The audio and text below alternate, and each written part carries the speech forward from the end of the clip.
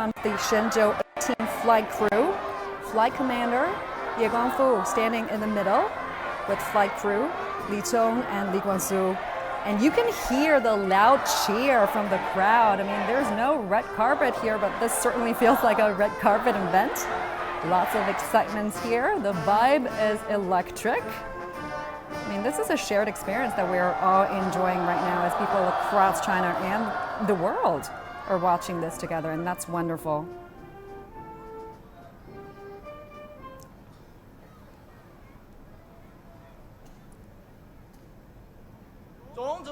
Comrade Commander-in-Chief, we are following the order to carry out Shenzhou-18 manned spaceflight mission. Now we are ready to go. Please indicate. Member of PLA Astronaut Corps, Taikonaut Ye Guangfu, Taikonaut Li Tong, Taikonaut Li Guangsu.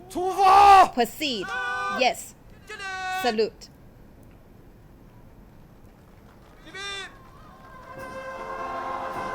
After declaring their mission and given a go-ahead by the chief commander, the three astronauts are waving to the crowds. They're going to pose for the camera for a bit before taking off.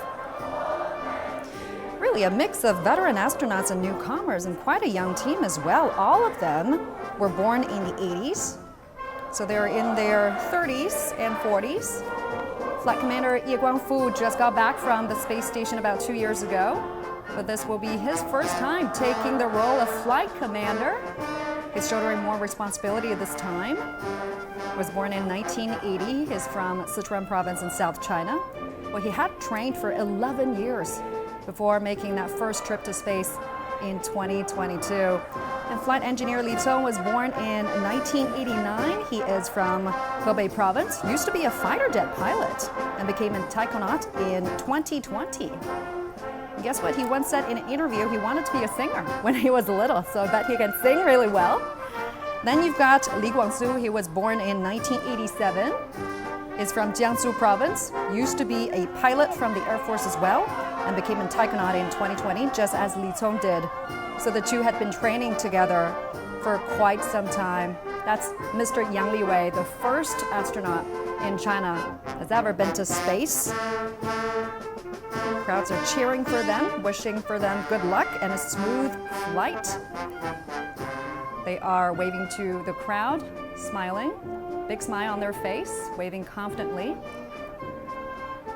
And they're hopping on that minibus, which will take them to the launch pad. It'll take about 15 minutes for the van to get to the launch pad. Looks to me they are in quite a good spirit there. A thumbs up for us. Once again, the second time for Mr. Ye Guangfu there. I guess he is quite familiar with the drill, huh, because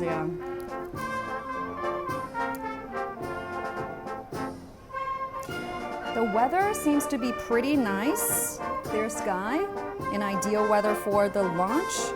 And talk to us about the launch window, Professor Yang. Why is it at night this time? You may notice every time the launch window is different. This depends on the relative position between the launch site and our target, the Tiangong space station.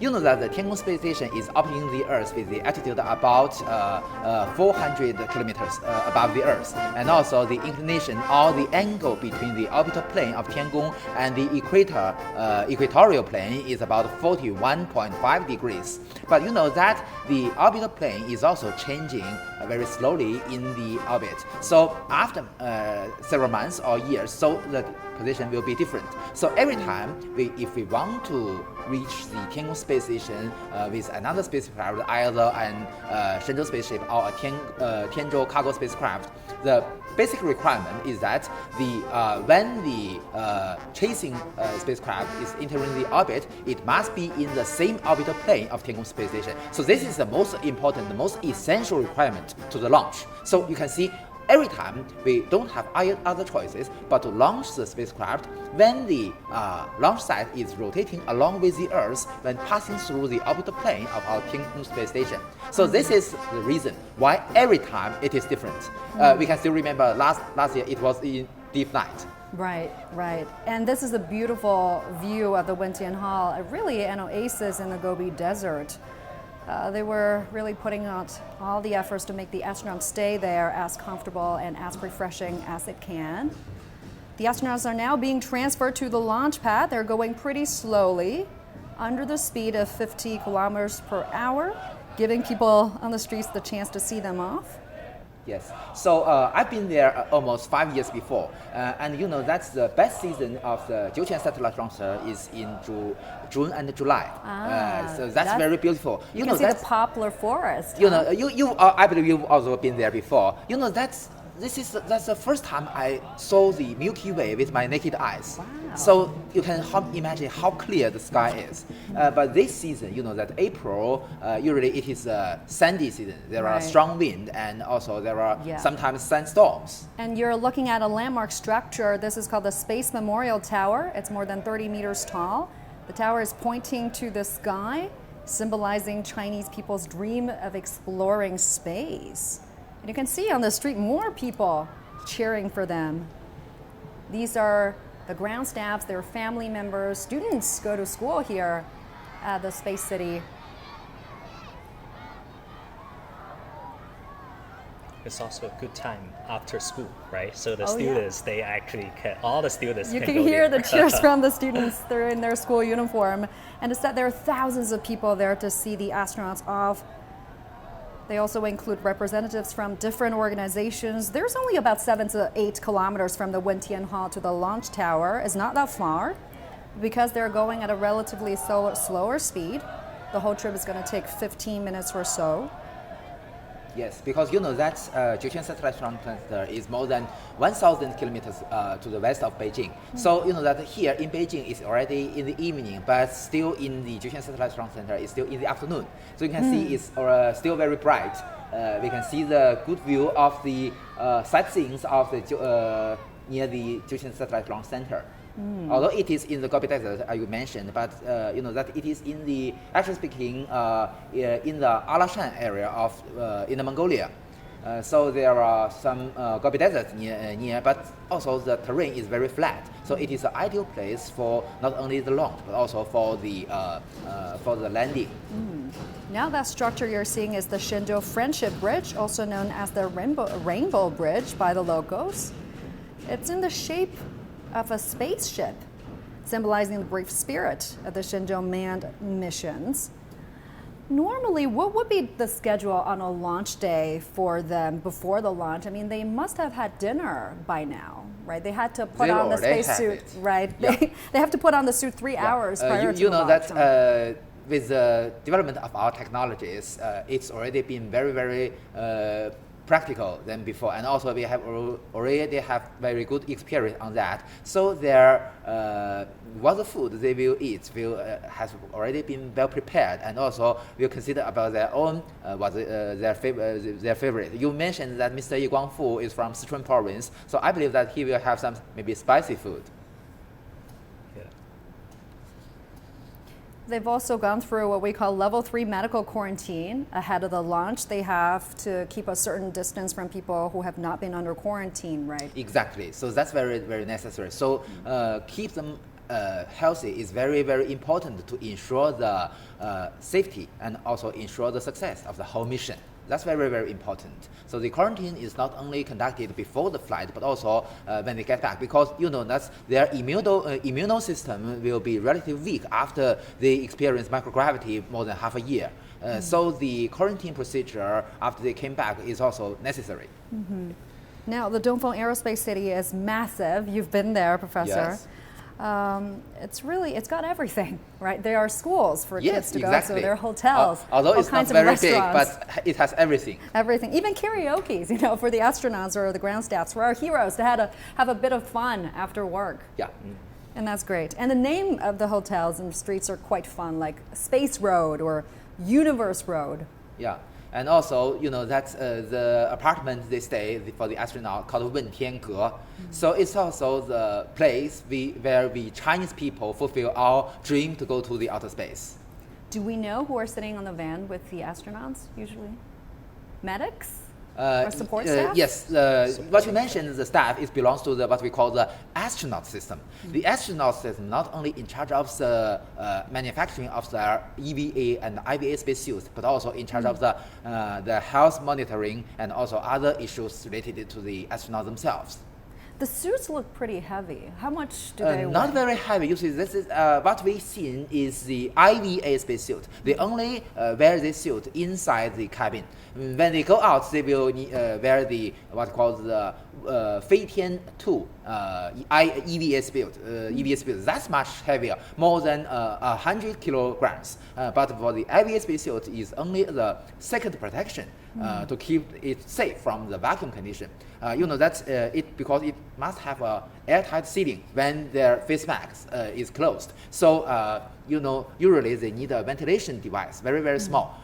You may remember during the setup ceremony years before, the astronaut, the crew hold a small box. So that is the ventilation device. But today it's already improved, so it can hold it here on their waist, so their hands are free. Yeah, they no longer need to carry that portable air conditioning ventilator. It's a portable device with batteries and ventilation fans, but today they don't need to hold it by their hands. That's a very nice improvement. And what do we know about the makeup of the crew? I mean, they make a great combination, right? Do we know what kind of assignments will be assigned to them respectively? Yes, we do have some very reasonable consideration about it. You know, this time we have the same configuration like the Shenzhou-17 crew. The commander is a veteran from the second batch of our astronauts and who already have the experience in our Tiangong space station, and two newcomers from the third batch of our astronauts. Both of them are very young. You see, they are very young means that they have more chance in the future to have other missions, maybe more challenging. And because they've already have the experience in outer space for half a year today, so they are well trained and qualified for the future challenging missions. So this is the reason. And I believe after this Shenzhou-18 mission, the two newcomers will also become veterans, and they probably can also be chosen as a commander in the future missions. Do we know about their personalities? I mean, who's the one that likes to crack a few jokes? Who is the serious one? Well, you know that's. Because you've met some of the astronauts you can read from the social media that there is a nickname of this crew. It is called a smooth crew, because you know that they cooperate so great, so you know that even with a very single gesture, the crew member can understand what the other one means. So you can see how perfect they work together. And also, you know that Mr. Ye Guangfu has, or as you introduced, he is a previous crew member of the Shenzhou-18 mission. And during, you know that Shenzhou-18 mission, actually speaking, is until now is the most difficult mission for the China's astronaut. You know that it is the first time the Chinese astronauts stay in outer space for half a year. But you know that the difference is today our Tiangong space station have 3 modules. The inner volume is more than 100 cubic meters, very big.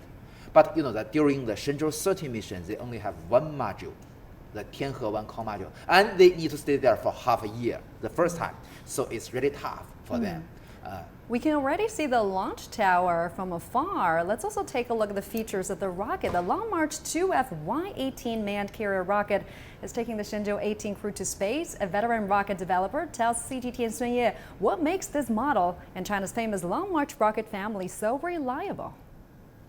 Here at the Jiuquan Satellite Launch Center, there are all kinds of rockets and all kinds of rocket launches. There are Long March 4Cs, Long March 2Cs, Long March 2Ds, and many more. In fact, in the 5 years between 2018 and 2023, there are over 100 rocket launches in this Satellite Launch Center alone. But whenever the Long March 2F manned carrier rocket rolls out, it is always a true phenomenon. Even here. 每一发任务都参与。 Liu Hailong, who has worked on the model for over 10 years, says the most important quality of Long March 2F rockets is this: they are the safest and extremely reliable. 可以说，什么叫做任何问题都能解决？就是我们 We have every scenario sorted out. This model is designed and developed to meet all the needs of the carry-ons. We have plans for every hypothetical scenario of things going wrong. Taikonauts will be safe whatever happens. No problem can occur. 它无论什么轨迹，它都是安全的。对不同的 It is safe in whatever trajectory it follows, whatever heights it at, whatever speed it travels in. It will meet all safety requirements all the time. Liu also says the rocket gets better with each mission. In fact, it gets better drawing on the experiences of other Long March rocket missions. 因为我们长征火箭是一个家族， The Long March rockets are one family. They belong in the same series. While the number of launches of our Long March 2F rocket is relatively few, we draw lessons from other tasks performed by the Long March series of rockets. This is also a fundamental reason for the improvement in technical status and even better reliability. This is a key feature of the industry. We compare and maintain consistency across the board, as there are many shared aspects for this family of rockets. It's not just here at the Jiuquan Satellite Launch Center. Across China's several launch centers, we get the feeling that the space development is picking up speed fast. This year in 2024, China is planning around 100 rocket launches in total. That's including new models like Long March 6C and Long March 12. And later this year, there's another Long March 2F manned carrier rocket that will launch from here, the Jiuquan Satellite Launch Center. 孙烨，CGTN 酒泉，甘肃 Province. As you can see in that live picture, the Shenzhou-18 crew is being transferred to the launch pad. They're getting really close. And talk to us more about the rocket, Professor Sui. So the chief designer of the Long March 2F rocket actually went to the same university as you did, right? You guys all went to Tsinghua University, and you've actually met him before. Talk to us about it. I actually met her. I think when she go back on campus to give talks to introduce her work. Yeah, the reporters introduced quite a few different rockets, but still the Long March 2F is the most stable and is the very good one. So we choose that for the main spaceship. Those events, so over the years, I think it's about 25 years of the development and the use of this Long March 2F rockets. During the years, the system is actually keep improving.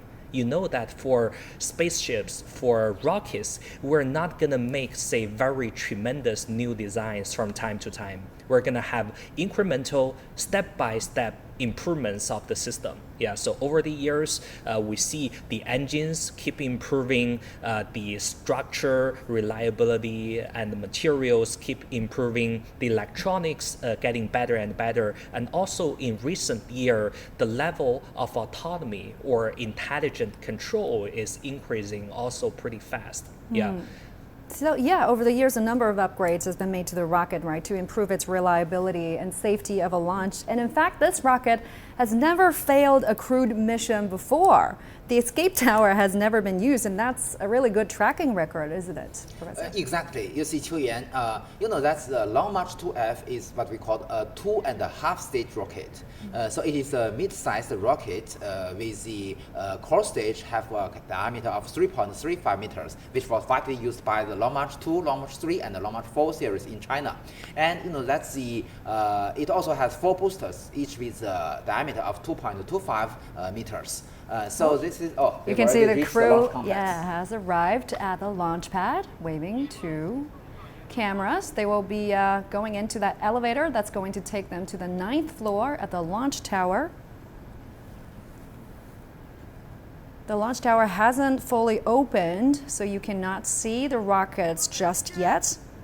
But later, as we get close to the launch, the retractable platforms will open up, revealing the rocket.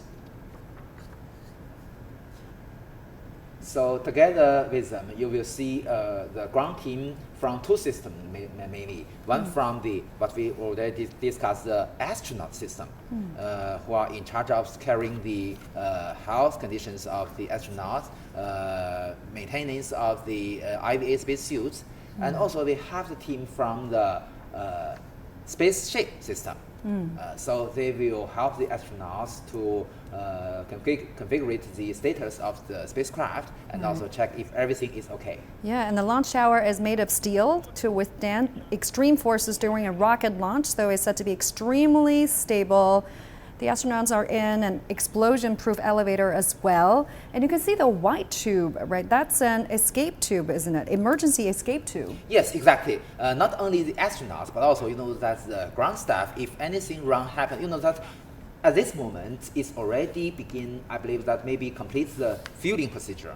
It's full of propellant, so very, very dangerous. And also, that's the, what you mentioned, the escape tower is actually is a solid rocket motor. So also full of explosives. So if anything wrong happened, the ground staff and the astronaut can escape from the from this tube and go very, very fast descent to a closer place, which keeps them safe. Yeah, we're about 2.5 hours from liftoff. We can see some ground staffs are still working at the tower. What are some of the major tasks that are being conducted now at the launch tower? Yeah, part of the team from the rocket system. So that they still have a lot of work to ensure not only the safety and also the normal condition of the rocket itself, but also that some of the ground staff belongs to the launch site system. That the launch complex we are talking about is also very, very complex. The launch tower have many, many critical actions during the whole launch procedure. For instance, as you already mentioned, the rotational platforms must be opened one by one. And that the motors must be in good condition. And also, you may notice that there are many arms close to the rocket. So there are also many pipes. Oh, the astronauts already reached the first near the entrance of the spacecraft. Yep, that's a shot at the entrance. This is the waiting area. So the 3 astronauts will be sitting here for a few minutes, patiently waiting for their final checkups. They're taking their seats there, and there will be supporting staff helping them, taking off protective boots and giving gloves to them. What you see on the right of the screen is a payload fairing, very, very huge. The diameter is about 3.8 meters. And also inside this payload fairing, you can see that there is a panel just to connect the payload fairing and also the inner side of the orbital module. The orbital module is on the top of the Shenzhou spaceship. So the astronauts will enter. Oh, this is a video camera monitoring the inside of the Shenzhou spaceship. You can see on the top right is the camera mounted in the orbital module, and on the bottom right is the camera monitoring the re-entry capsule. You can see the 3 seats. And also, that they must enter the Shenzhou spaceship from the orbital module and then go down to their seats. Normally, what kind of final checkups do they go through at this stage? As I mentioned, there are teams from 2 systems. One is from the astronaut system. As you already said, that the astronaut system are in charge of the IVA spacesuit. So they will help the astronaut to ensure that the status of the IVA spacesuit is okay. And also, as you mentioned, they will take off their boots. And also, when go inside the Shenzhou spaceship, the team from the Shenzhou spacecraft system will help the astronauts. That at this moment, maybe there are still the ground staff from the Shenzhou spaceship system. And that just several hours before the flight, as Mr. Sui has mentioned, their biological samples, the fish and all the other things, only at this moment they can be brought into the cabin. Because that these are living things. They need a very critical condition, a very critical requirement for them. Any breakthroughs in terms of upgrading the spacecraft that you could share with us? I think based on the nature of aerospace and say those astral, it's very rare to see, say, on the infrastructure level, a huge difference comparing to the last version. Yeah, but scientifically, as Professor Yang mentioned, this mission will have over 90 scientific experiments. Yeah, which is significantly more, and I would say will be more complicated, complex. You can see the ground staff. They're helping the astronauts taking off their protective boots. They do not need to wear those boots when they're in the spacecraft, huh? Yes. So I believe these ground staff belongs to the astronaut system. Most come from the China's Astronaut Center in Beijing Space City. In what orders will they be going in? Oh, you may notice on the right there are some ground staff wearing white uniform. They belong to the spaceship system. They are also checking the status of the spaceship and also do a lot of preparations. Probably that's also some cargoes. So we're hearing words. They will be entering the spacecraft in about 5 minutes. Usually just before the flight, maybe also at this moment, the host system also repeating some rehearsal or some simulation of the flight procedure. So maybe not only one time, maybe several times to ensure that the whole procedure goes very smoothly. And you mentioned the spacecraft has the orbital module, the re-entry capsule. It actually has 3 modules, right? Why Exactly. is it being designed that way? You know that this is some historical reasons. You know that during the early era of China aerospace, we don't have much experience on re-entry spacecraft with a very huge diameter. So we must design a spacecraft, the Shenzhou spaceship, with a relatively small diameter, about 2.5 meters. So that is the diameter we chosen. Okay, what we heard is a simulation of the flight. And you know that because the T-minus 30 degrees, 30 seconds during the simulation. They are going through everything Exactly. except for the final step. And you know that because at that era, 2.5 meters is already, for Earth, is already very big. But for the astronauts, it's really, really narrow for 3 people. So we don't have choice but to make another module to provide additional space for the astronauts in outer space. So that is the reason. That's the mock countdown. Yeah, a simulation, not the real one. Yeah, it's a test. Yeah. Looks like everything is going good. And the voice we heard is report the real liftoff moment, because you know that the China choose a different system comparing with other countries.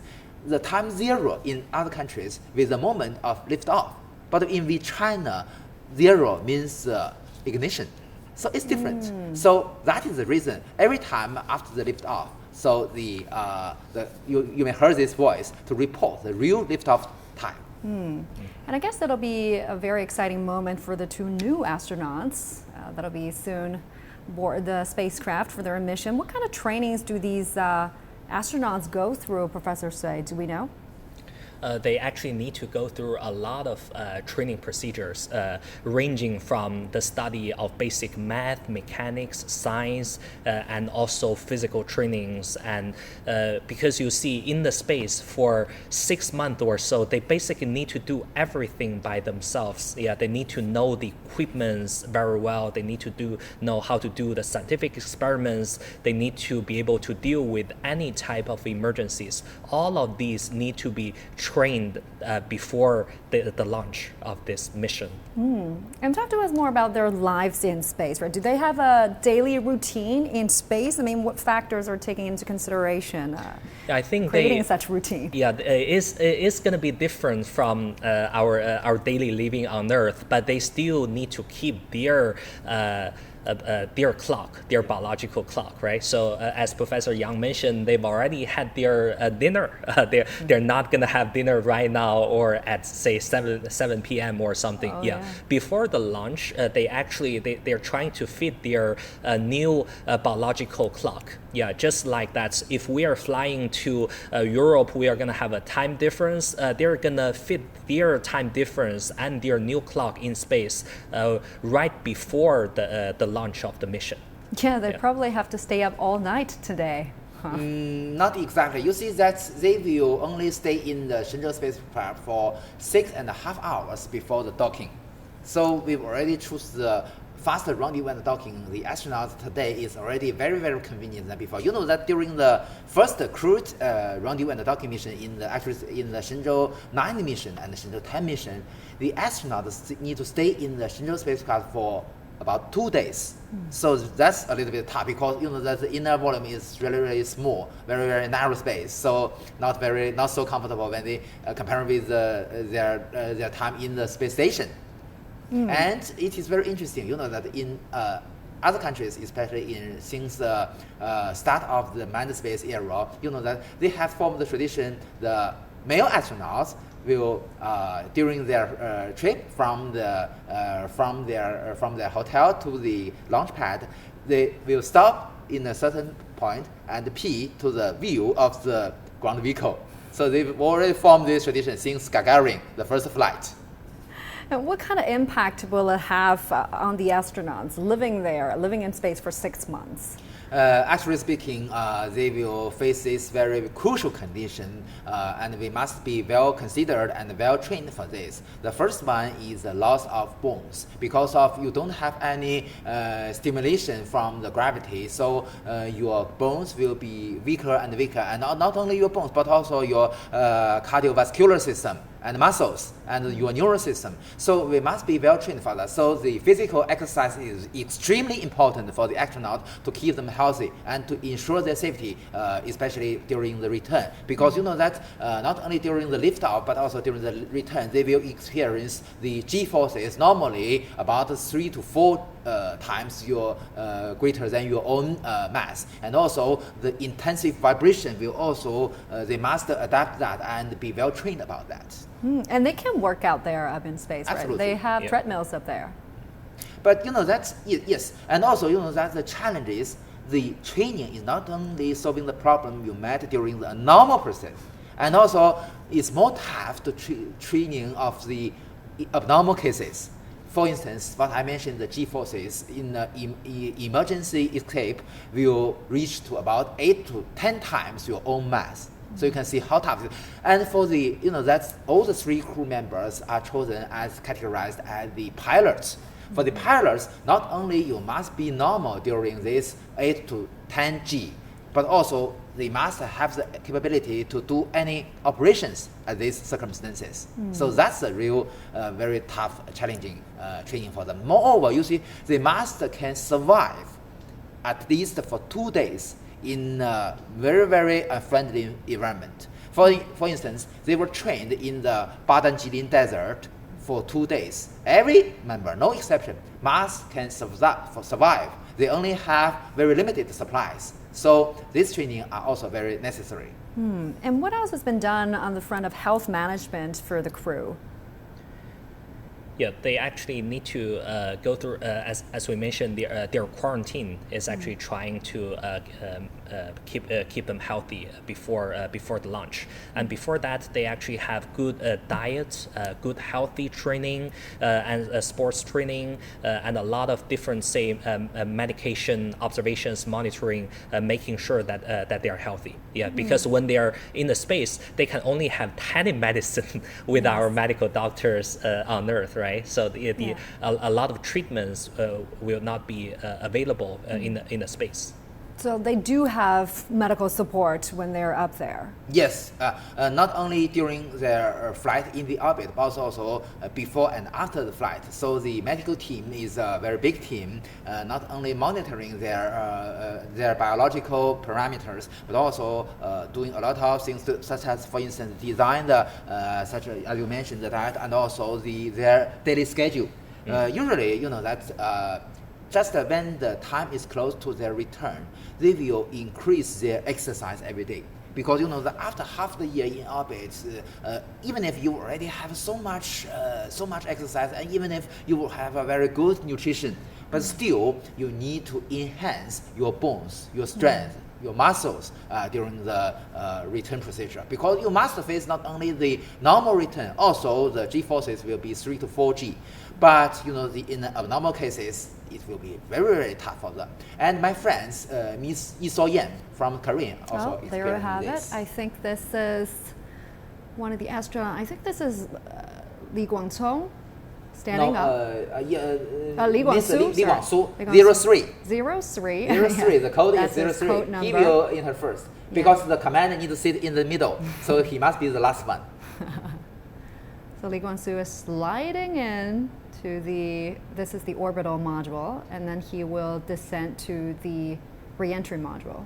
You know that every time they have some personal private belongings. Mr. Li Guangsu mentioned that he will borrow some toys of his kid. Oh, that's sweet. Yeah, you can see that the ground staff from the probably the Shenzhou spaceship system in the orbital module help the astronauts. It's not easy to get in, huh? Yes, exactly. Very, very, you can see very, very narrow space. Now this is a camera in the re-entry capsule. In the middle is the seat of the commander. So he will go first, reach this, we usually call this basin. In the each basin is designed according to their Body shape? personal body shape. Yes, exactly. It's not that easy to walk in that space So suit. Mr. Li Guangsu will sit in the basin close to the camera on the left. Yeah. After him, next up is Mr. Mr. Li Cong. Yes. Well, Ye Guangfu waits for his turn. You know that Mr. Li Cong has 北京景山报告。我是北京景山请讲。景山天路长江7号3小时准备完毕。景山报告完毕。北京明白。T-minus 3 hours. They've checking done all the has already been necessary ready. checkups. You know, Mr.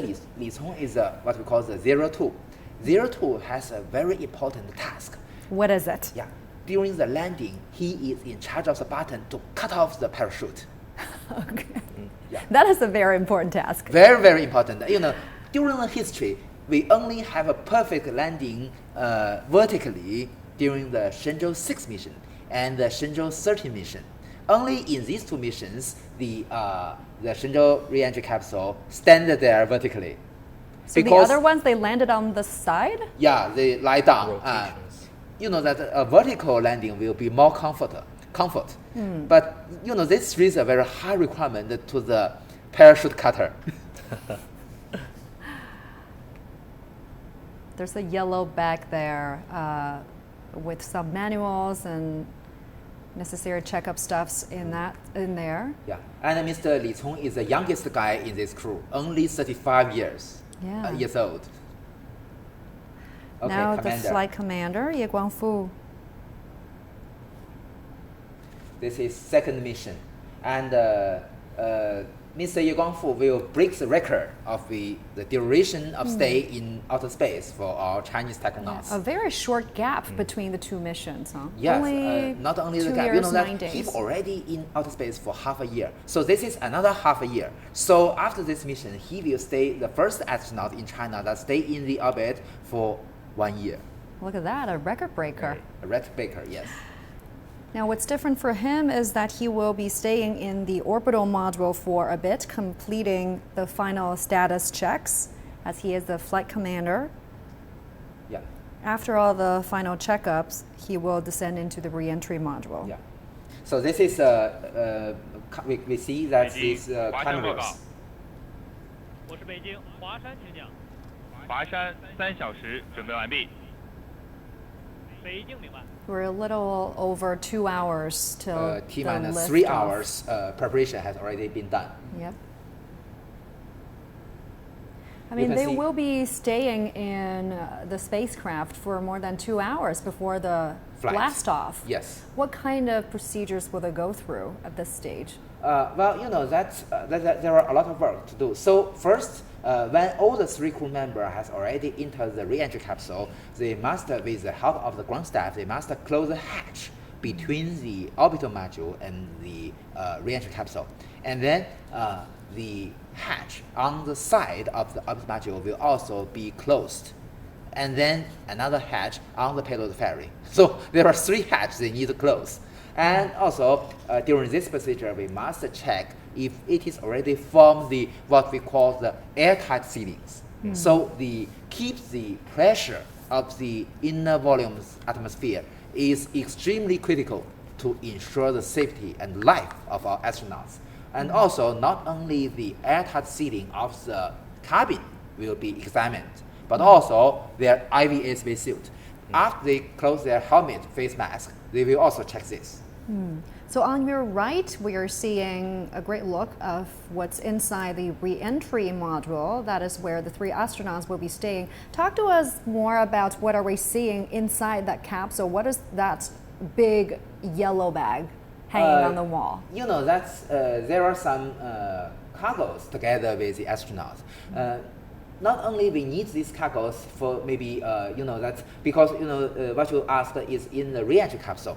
So in the re-entry capsule, we also have some supplies for emergency escape, either during the liftoff or during the return. Because that in the emergency case, they may splash down in the ocean or land in the desert. So they must have the supplies to, for instance, the food and water. And that even they have the pistol, a gun, to protect them from the beast, wild beast they may meet. Do they have a lifeboat in there? Yes, actually, very, very professional. You know that the China cooperates with ESA in many years before, conducted a rescue training in the near the Shandong province, in the actually in the Yellow Sea or the near the Bohai. So this kind of training, they have a lifeboat, which can be inflamed very soon to save the lives of our astronauts in the ocean. You can see all the 3 astronauts are seated by now. They're putting on their seat belts, their protection belts. The yellow bags you see has also another very important function to adjust the position of the center of the mass of our re-entry capsule. Because you know that during the re-entry, the position of the centroid or the center of the mass is also very important to adjust a right trajectory of our re-entry procedure. And right in front of their seats is a control panel. Yes. The buttons on that control panel are generally bigger than the usual ones. Because they usually wear their gloves. Gloves. So they must have big buttons. Yeah, and they're further apart as well. Yeah. And Mr. Yu Guangfu, the commander, sits in the middle. So in an emergency case, he is in charge of the judgment of the right choice. They're putting all the stuff into that yellow bag, and that'll be removed from the re-entry module. You may also notice that at this moment, all their helmets are open. Their face masks are open. But they will check if it can form an airtight sealing. If anything wrong happens to the IVA spacesuit, there will also be a termination of the mission. Because this is a second protection. Although this is a backup measure to ensure their safety, but still very, very important. But this type of emergency stop never happened, right?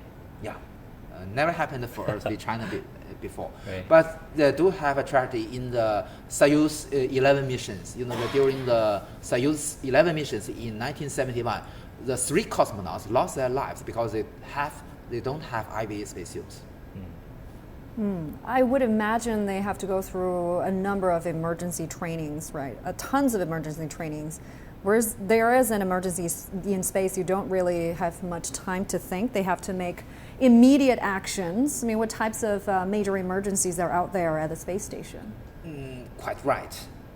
Not only what you mentioned, but also you know that in this emergency situation, how to breathe, they also must be trained for this.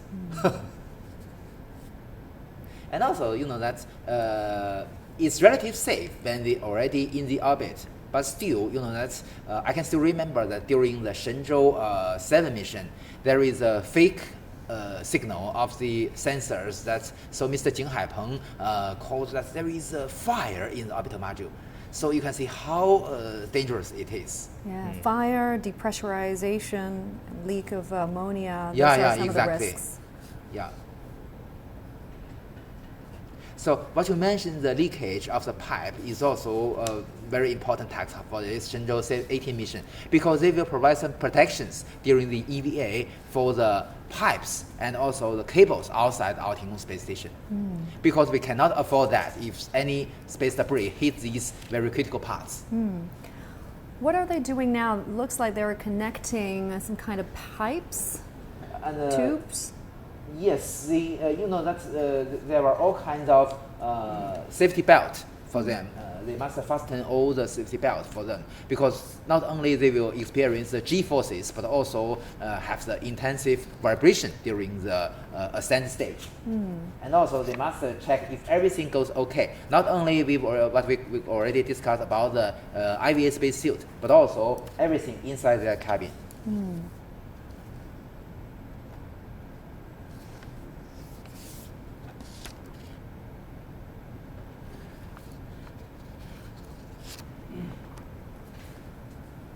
You can see there are all kinds of instruments around them. We just heard the voice that the ground team is checking the theoretical trajectory of the rocket. So it is normal. 计算机理论弹道检查正常，3小时准备完毕。渭南。计算机理论弹道检查正常，3小时准备完毕。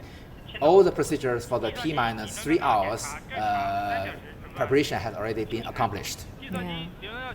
Actually, in about 3 to 4 minutes, it's going to be T-2 hours.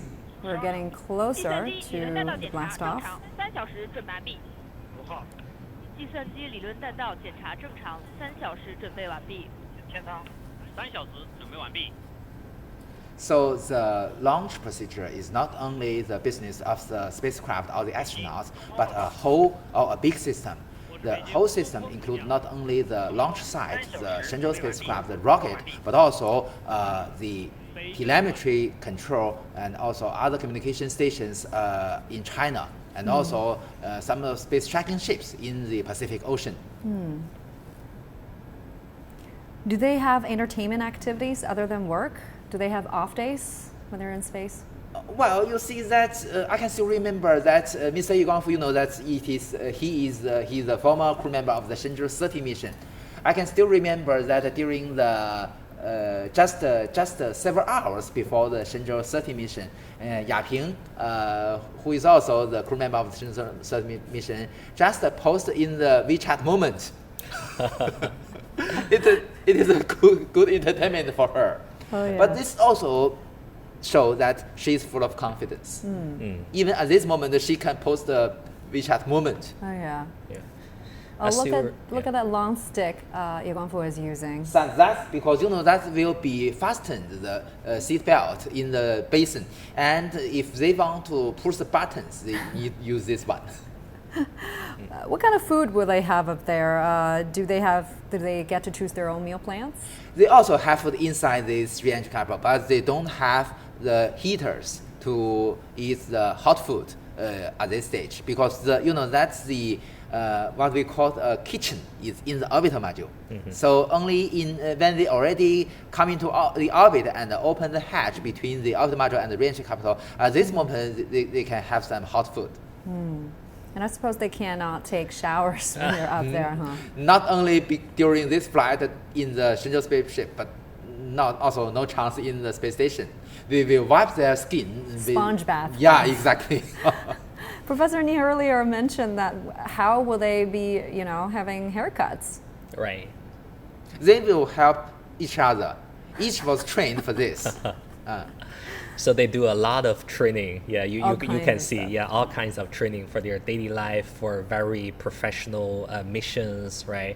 To just daily life tasks. Yeah, daily life tasks could be very different in space in those microgravity conditions, right? And if you are not well trained, some very regular behaviors on Earth with regular gravity might be very dangerous in space, actually. Yeah.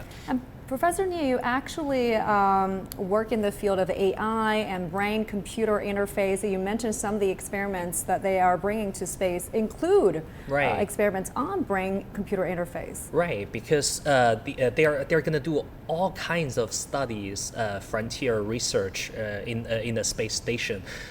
Part of them is actually doing the understanding of human condition and especially the brain condition. The technology of brain-machine interface that a lot of our colleagues at Tsinghua University, at Tianjin University, Shanghai Jiaotong University are doing work on investigating how human brain is actually functioning in space. And can we actually use those to help and monitor the health condition? Yeah.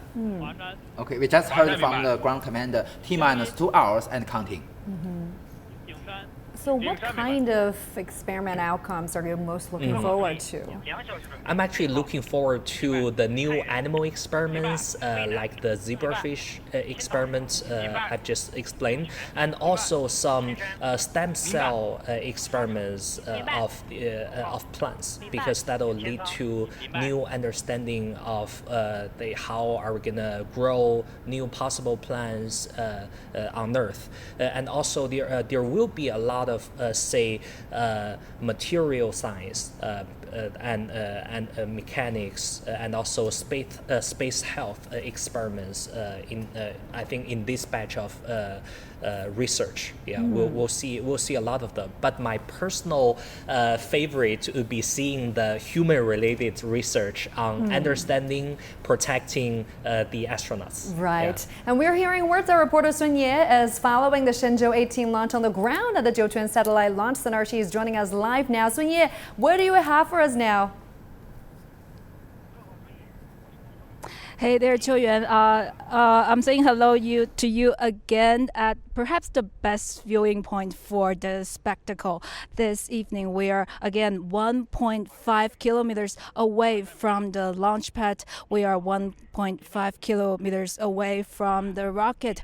And this is really the closest layman can get. But still, as you see, the rocket is still wrapped in those rotation platforms. It's still protected. As the launch gets even nearer, those rotation platforms will unwrap one by one. Now, as you already know, the taikonauts, they are getting into the Shenzhou spaceship I think right now. And even if we cannot see the spaceship, we have someone who can tell us all about the Shenzhou spaceship, even with her eyes closed. Now we have Miss Luo Guqing. She's with China Academy of Space Technology, and it's a really rare privilege to have her here while on mission. 谢谢您，罗老师来参加我们这个直播哈。我们现在其实看不到这个神舟飞船，但是应该说航天员已经进去了，他们在飞船里面现在感觉会是什么样？ How are they feeling right now? 现在正在是应该是 right 现在这 now 个时间， we 3位航 could 天 talk 员已经 about 进去了。 the three taikonauts already inside 神舟飞船的辅助人 the 员已经进去了。 airships. 那么3个航天员里面，在里 For 面 three 这种 taikonauts, 空间环境以及那个生理环境吧，我们都是做了非常详细的 they 设计 have 和 well 考虑的。 prepared, and also during the design phase, we also had a thorough consideration about the living condition and also the whole temperature inside around 26 degrees, and also the humidity is also quite nice. So it's similar as we stay inside the room. So we believe the taikonauts actually feel nothing different from the ground. 我们之前您也讲到，可能 Yes, 是挺 indeed, 舒 as 服 you 的，是不是 mentioned, 可以 it's 跟我 very 们 comfortable 像坐别的 inside. 交通工 So 具 can 这 we 种能够 compare 累 to 吗？ other means of 也 that 可以， the 相对来说 vehicles 也 or 可以跟那 transportation 个飞 means? 机 So think about 类 like 比一下。 airplane. 当然跟飞机类比，应该是跟那 And 个经济 we 舱来 believe that, of 比较 course, 一 you 下 compare to economic.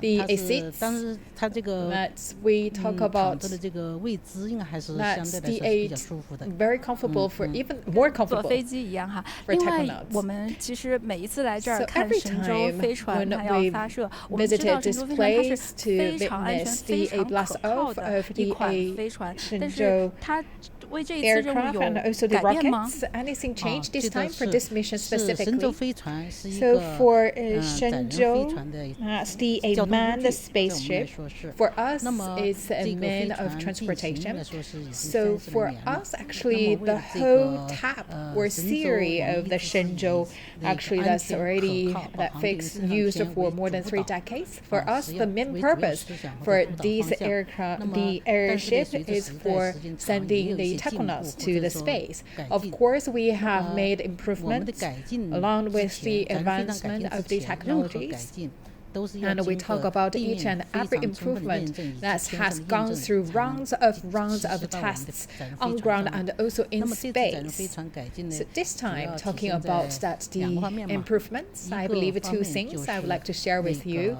One 太 thing 阳能电池。 is the 那么这 a 次 solar panel 就是由 cells. 铬镍电池换成了锂电池。 And this time 那 we 么锂 changed 电 to 池它 the 有 a 什么好处呢？ lithium 主要就 a 是 cells. 它充电快。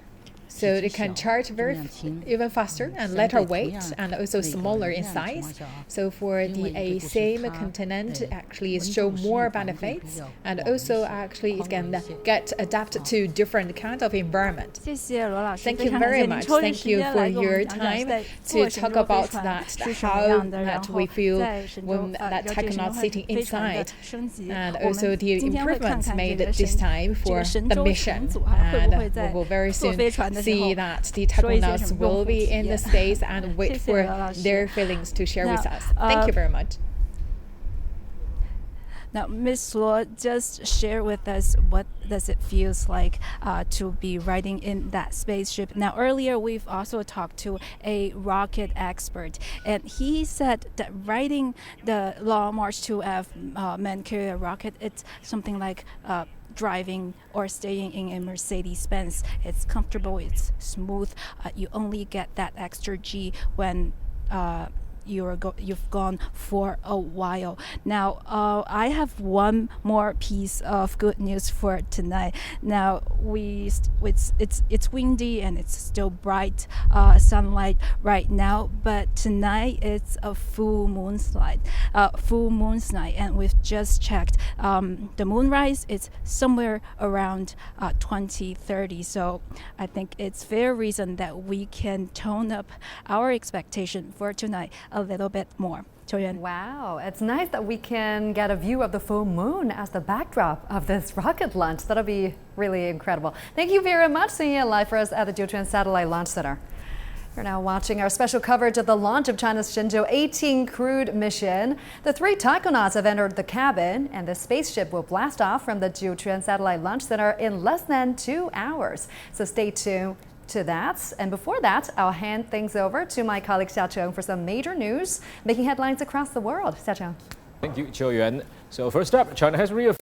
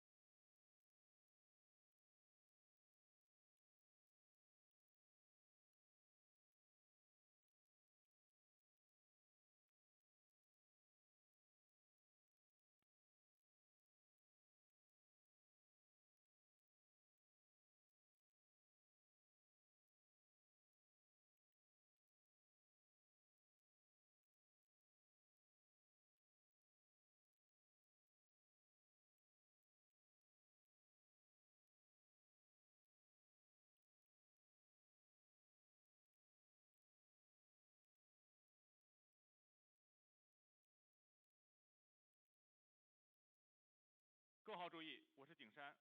景山出轨根数及分离点参数已发出。东风。东风收到。华山。华山收到。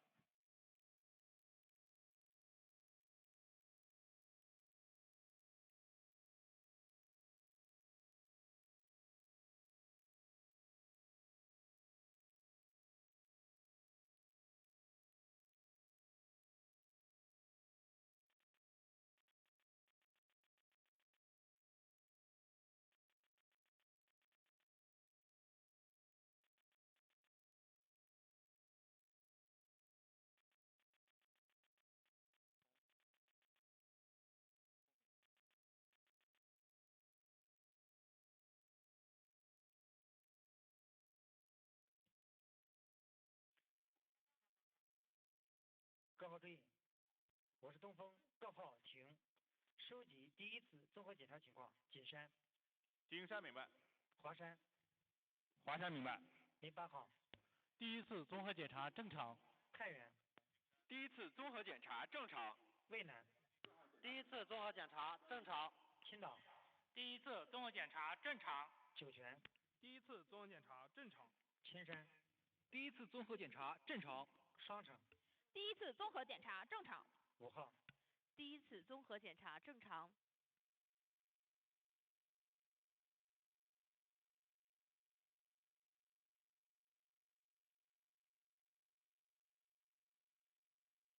东风，我是景山。我是东风，景山请讲。景山、江阴、天路及长江7号第一次综合检查正常。东风明白。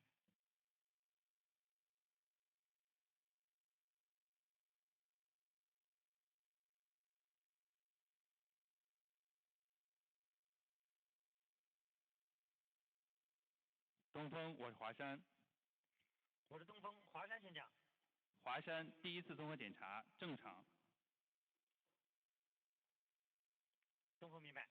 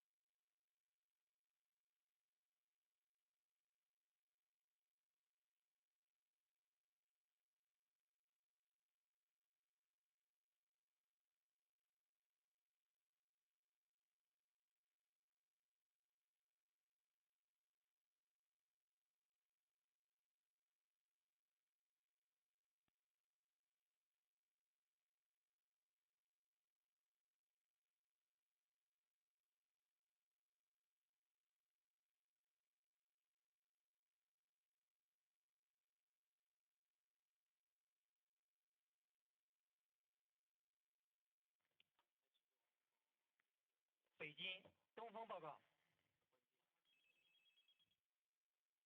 我是北京东风，请讲。各号注意，我是东风，收集航天员进舱后话音检查准备情况。北京。状态准备完毕。酒泉。状态准备完毕。0号，我是东风。话音检查准备完毕。0号明白。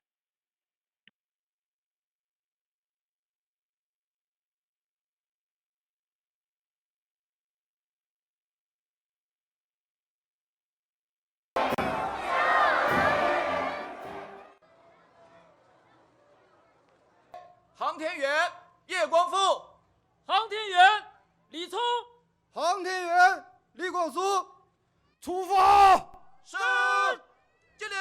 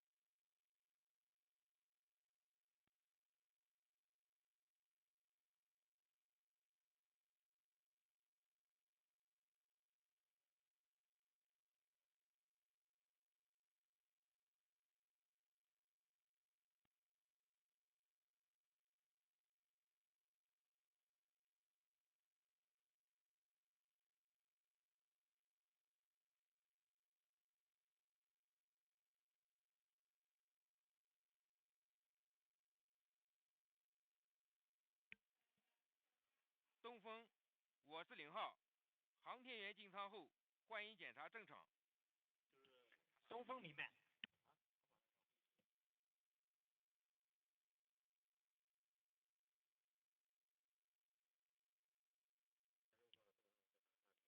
北京东风报告。我是北京东风，请讲。各号注意，我是东风，话音检查正常。北京。北京明白。酒泉明白。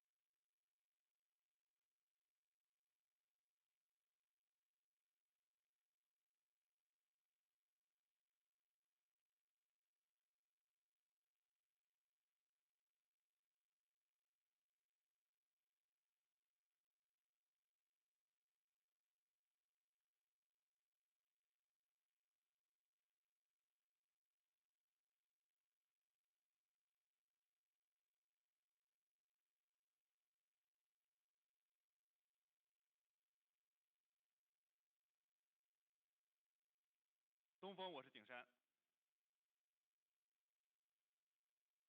我是东风，景山请讲。景山预置指令已发出。东风明白。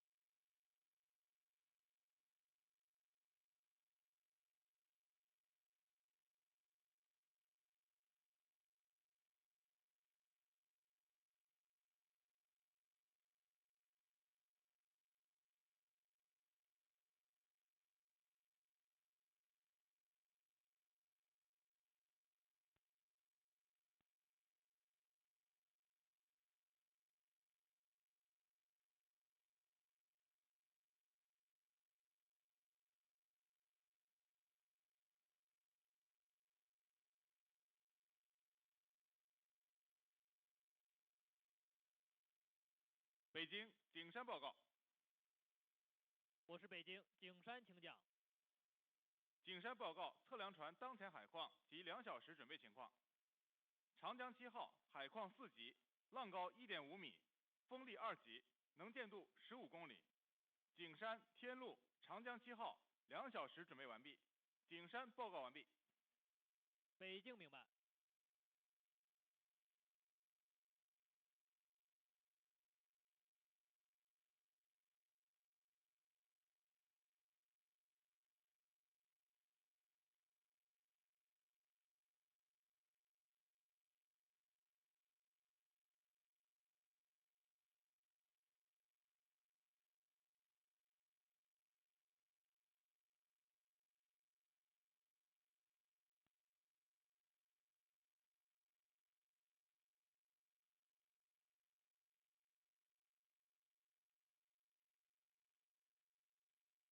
北京，华山报告。我是北京，华山请讲。华山2小时准备完毕。北京明白。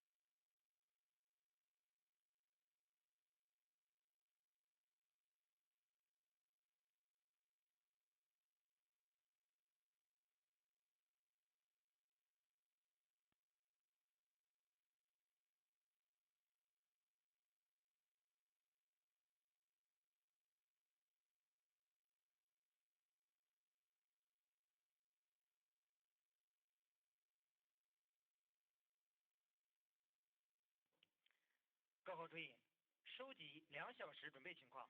0号。2小时准备完毕。太原。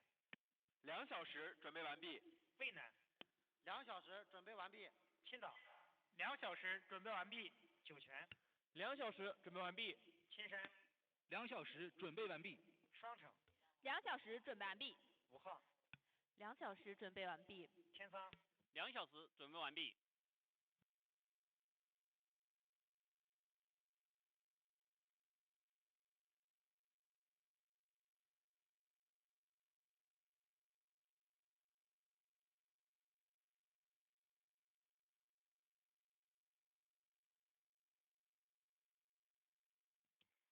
北京，东风报告。我是北京，东风请讲。东风2小时准备完毕，报告完毕。北京明白。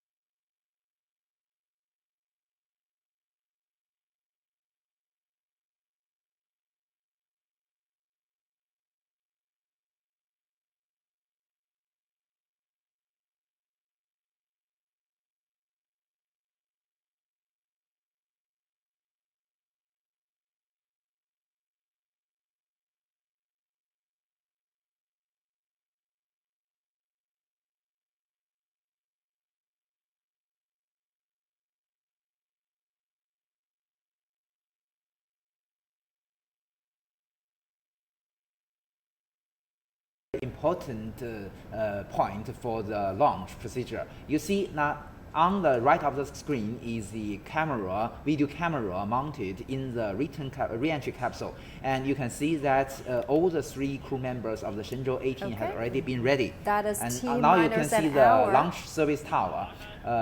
You may notice that at this moment... Got to mention the call out. Yes. It's now and officially you may know that it's less very than interesting. 1 hour to Look, go. The top platform, there are 4 platforms on the launch service tower, but the one on the top has already been rotated, opened. So you may notice that at this moment, the emergency escape tower has opened to the space. So if anything wrong happened, we can use the emergency escape system to save the lives of our astronauts. What kind of procedures have been completed by now? I mean, have the hatch been closed? I believe at this moment, all the hatches has already been closed and the airtight ceilings has already been attached.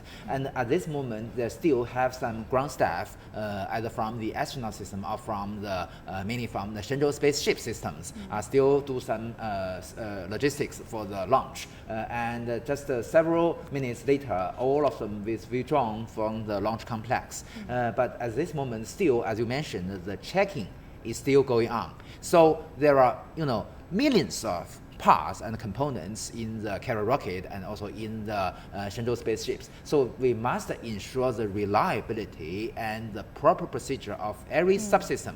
So the checking are very, very necessary for different systems. So this is still going on. Yeah, weather looks quite nice. We've got clear sky. It's getting dark. And for more details at what's happening there at the launch site, we can now go live to our reporter Sun Ye, live for us near the launch pad. Sun Ye, bring us the latest. What is happening right now? Hey there, Qiu Yuan. Hello again from 1.5 kilometers from the launch pad. I have to break a bit of sad news to you. Remember, we were talking about today is a full moon's day and the moonrise is somewhere near 9 o'clock in the evening. Now we just checked the weather, the clouds, they're kind of too cloudy, so we're not necessarily going to see the moon tonight, but we'll wait. We are still keeping our hopes high. But in the moment since we last talked, we also talked to an expert, and he said the 3 taikonauts now in the capsule, they're doing just fine. They're monitoring the Shenzhou-18 crew's heart rates, they're breathing, and they're calm, and they're fine. Now, the experts say today's taikonauts, they're essentially responsible and expected to do everything their predecessors have done and more. And this year, we really get a sense of what that more really means. Now, China Manned Space Agency said yesterday that today's active taikonauts, as well as future taikonauts, including the 4th generation of taikonauts that's already being selected. These people, they're not going to only work for China's space station, they're also going to be preparing for China's manned lunar missions. And those manned lunar missions means a whole different set of skills required of Chinese taikonauts. They're going to be operating a different spaceship, a spaceship for the moon. They're going to do a lot of maneuvers different from what they've been preparing for China Space Station. Also, they are going to be operating lunar rovers for long distance on the moon. So there are a lot of things happening right now as the Shenzhou-18 crew ready for their mission. And these people could also someday make it to the moon. Qiu Yuan. Very exciting now. Thank you very much. So you're live for us near the launch pad at Jiuquan Satellite Launch Center. We're officially less than 1 hour to go till the liftoff, and to learn more about the spacecraft carrying the Shenzhou-18 mission, reporter Zheng Yibing talked to a senior researcher for the spacecraft system. The Shenzhou-18 is a 3rd manned spacecraft for mission to China's space station.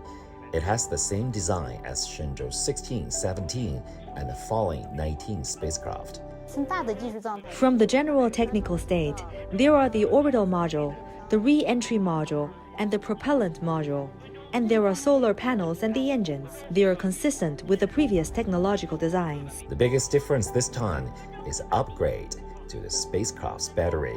replacing the cadmium nickel battery with lighter and smaller lithium one, which has a much longer life. The Shenzhou spacecraft as a manned vehicle requires the highest safety and reliability. The upgrade to the battery has been fully verified in our space station, cargo ships, and other spacecraft. There were also small modifications, like a little more space for space science experiments. And Chen Tongxiang explained how Shenzhou-18's flight will go. It is the 7th manned flight for China's space station. After liftoff from Jiuquan, it will fly for 6.5 hours and make orbital transfer, and then the fast rendezvous and docking with the space station. Shenzhou-18 crew will rotate with Shenzhou-17 crew and stay in the station for 6 months and then return. For this mission, the Shenzhou spacecraft system has been working day and night to make sure the flight goes smoothly. Zheng Yibing, CCTN in Jiuquan Satellite Launch Center. We'll bring you more details and live coverage of the launch later this hour. But before that, I'll hand you over now to my colleague Xia Cheng for some of the top news making headlines around the world. Xia Cheng. Thank you, Qiu Yuan. First up, Chinese President Xi Jinping has called for building world-class military medical universities to serve Chinese troops. He made the remarks during a visit to the Army Medical University in Chongqing, southwest China. He said the university is an important part of the nation's military medical system.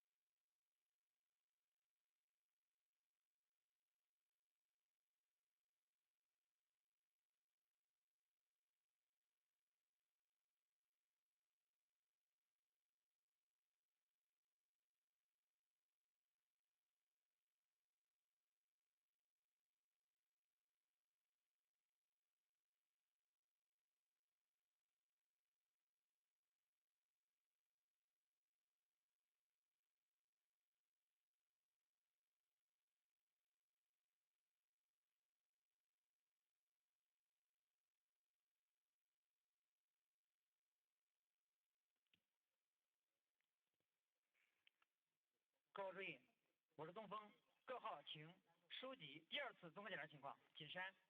景山明白。华山。华山明白。08号。第二次综合检查正常。太原。第二次综合检查正常。渭南。第二次综合检查正常。青岛。第二次综合检查正常。酒泉。第二次综合检查正常。千山。第二次综合检查正常。双城。第二次综合检查正常。5号。第二次综合检查正常。东风，我是华山。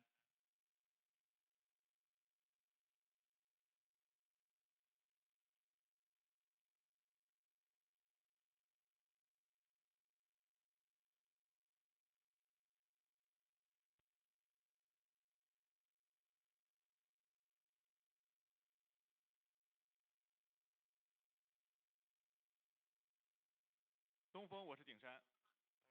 我是东风，景山请讲。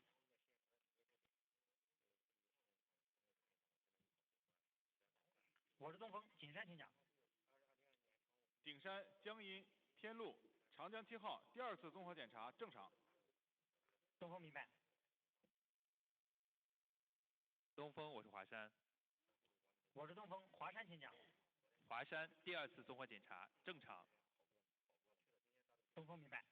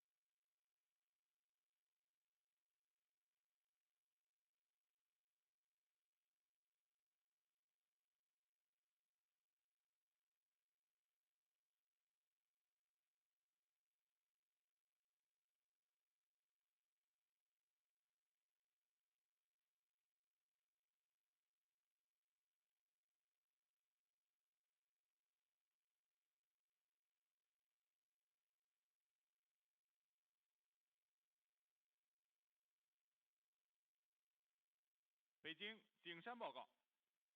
我是北京景山，请讲。景山报告测量船当前海况及1小时准备情况。长江7号海况4级，浪高1.5米，风力2级，能见度15公里。景山天路长江7号1小时准备完毕。景山报告完毕。北京明白。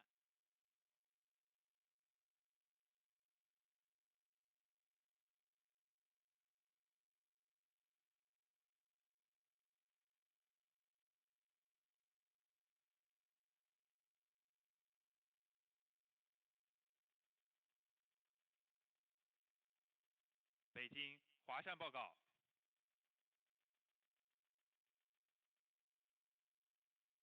我是北京华山，请讲。华山1小时准备完毕。北京明白。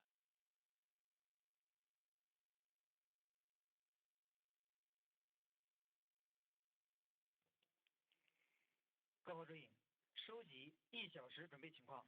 0号。1小时准备完毕。太原。1小时准备完毕。渭南。1小时准备完毕。青岛。1小时准备完毕。酒泉。1小时准备完毕。千山。1小时准备完毕。双城。1小时准备完毕。 5号。1小时准备完毕。天仓。1小时准备完毕。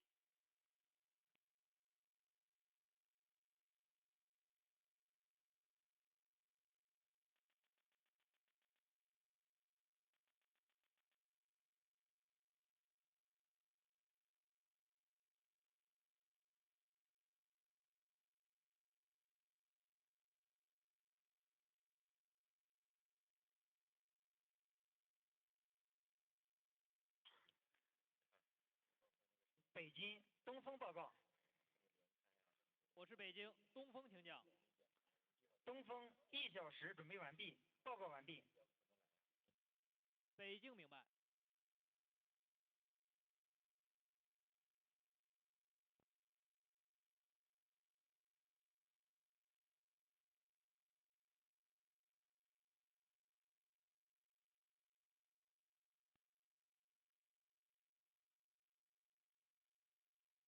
东风，我是北京。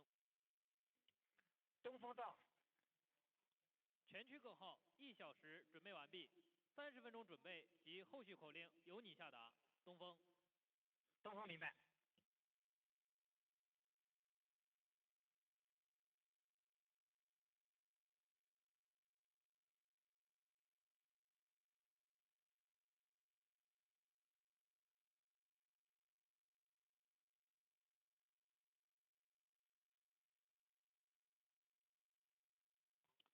0号，我是东风。0号到。全区各号1小时准备完毕，30分钟准备及后续口令由你下达。明白。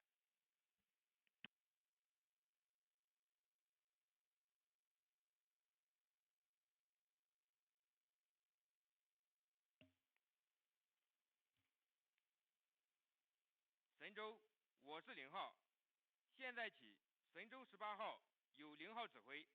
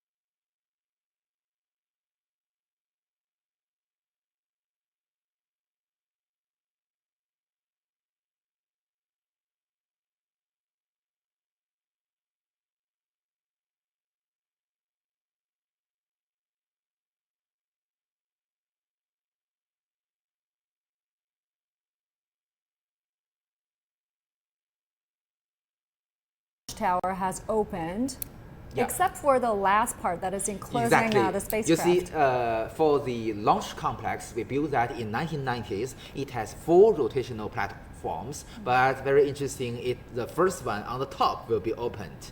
And then we open the other 3 ones from the bottom to the top. But you know that because the emergency escape system must be activated just very close to launch, so that must be opened first. And then, as you mentioned, the one on the bottom will be opened, so we can first see the 4 boosters and the core stage. You know that Long March 2. We've got some movement coming up. Okay, maybe this is the last platform. 各号注意，我是0号，30分钟准备，长征。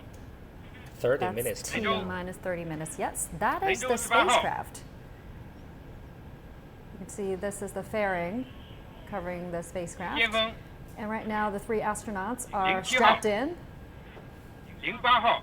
The weather looks quite nice, Professor. So what would be an ideal weather for a launch like this? The ideal would be we have clear air, we have no wind or very little windy days, we have low humidity, and of course we don't want it to be a rainy day or even lightnings. We want to keep clear from all the lightning or other, say, extreme conditions. Now, space launches, it's said that they don't usually take place in April because of the risk of strong winds and sandstorms. So they are taking a bit of a risk here.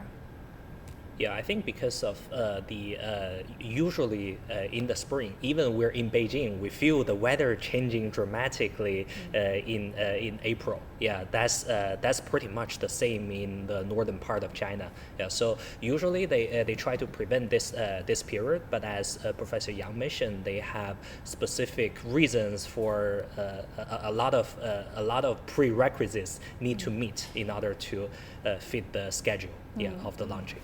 One important factor we must consider is that because in this operation phase of our Tiangong space station, we must have 2 rocket launch in the Jiuquan satellite launcher. The interval is half a year. So maybe one of the season is, for instance, August will be very ideal. But if we launch that Shenzhou spaceship in August, which means that after 6 months, it will be in winter, extremely cold weather. So that will be not very feasible. So the most ideal choice will be one in spring and the other in autumn. So that will be better, not too bad for us. This is a great view of the rocket. You can see the full rocket by now. Is the rocket running on its own?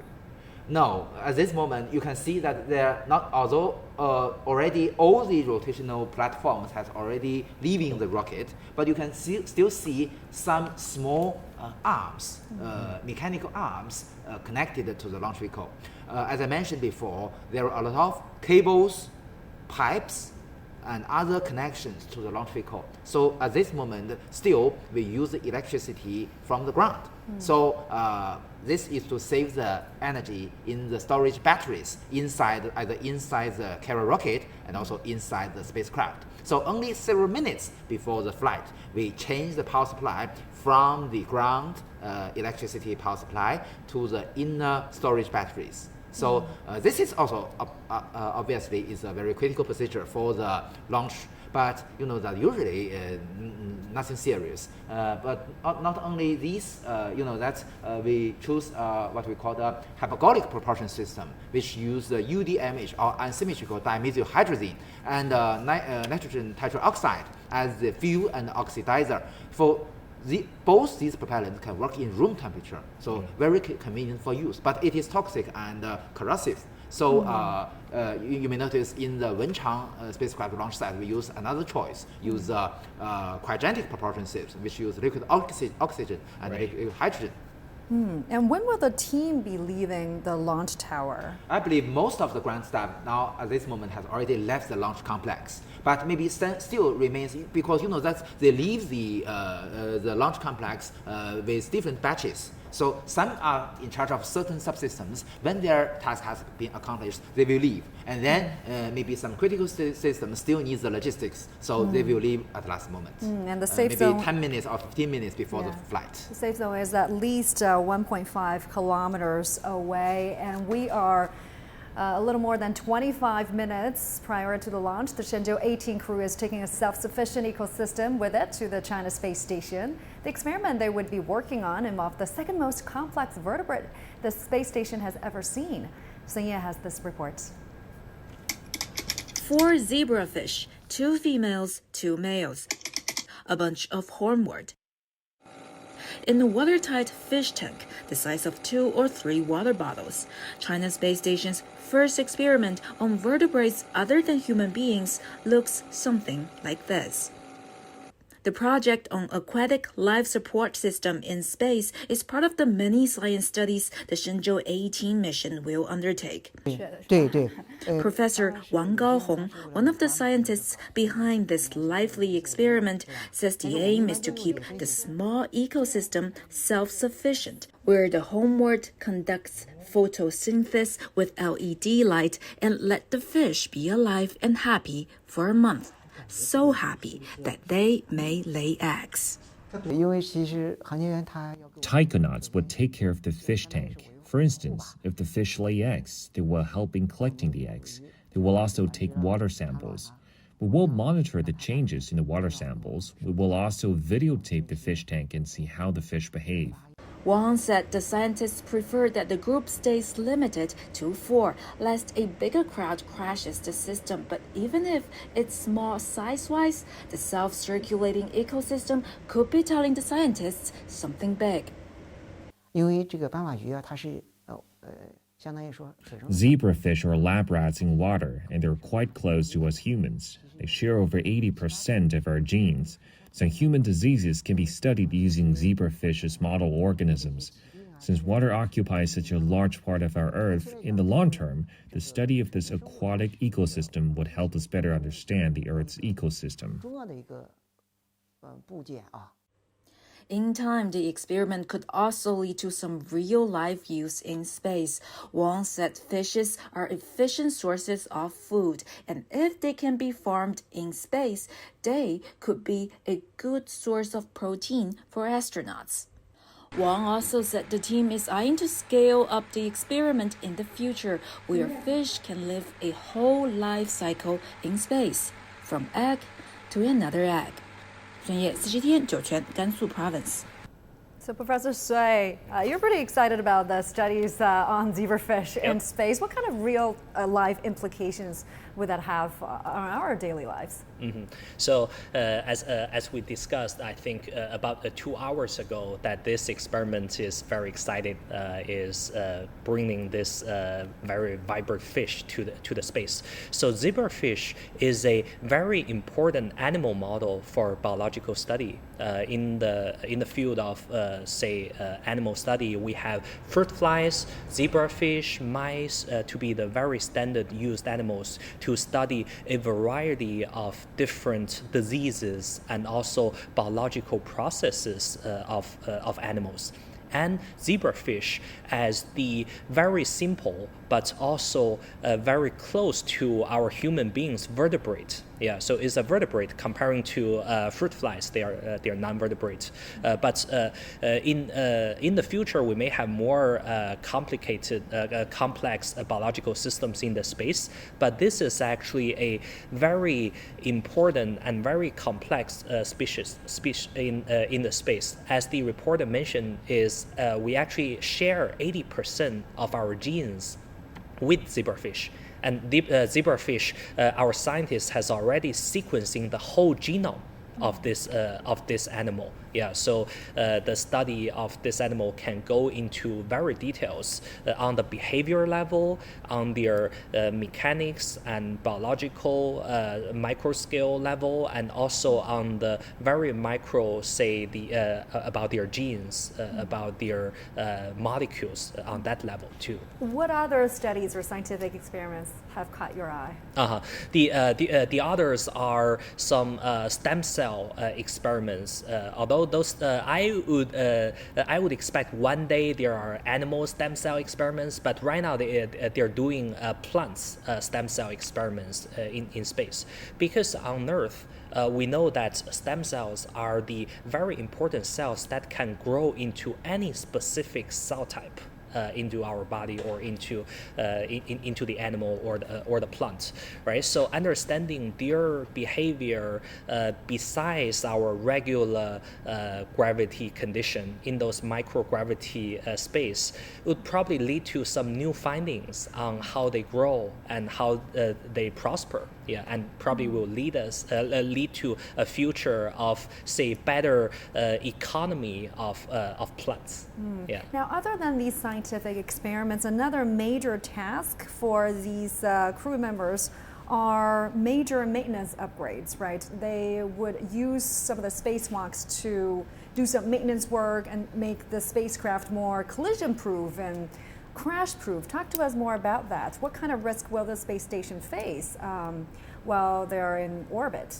Well, Chuan, you may still remember during the live coverage of the Shenzhou-17 mission, we mentioned that the Shenzhou-17 mission conducted the first maintenance during the EVA, actually speaking, to repair our solar panels in the Tianhe-1 core module. This is because, that according to the announcement yesterday by Mr. Lin Xiqiang,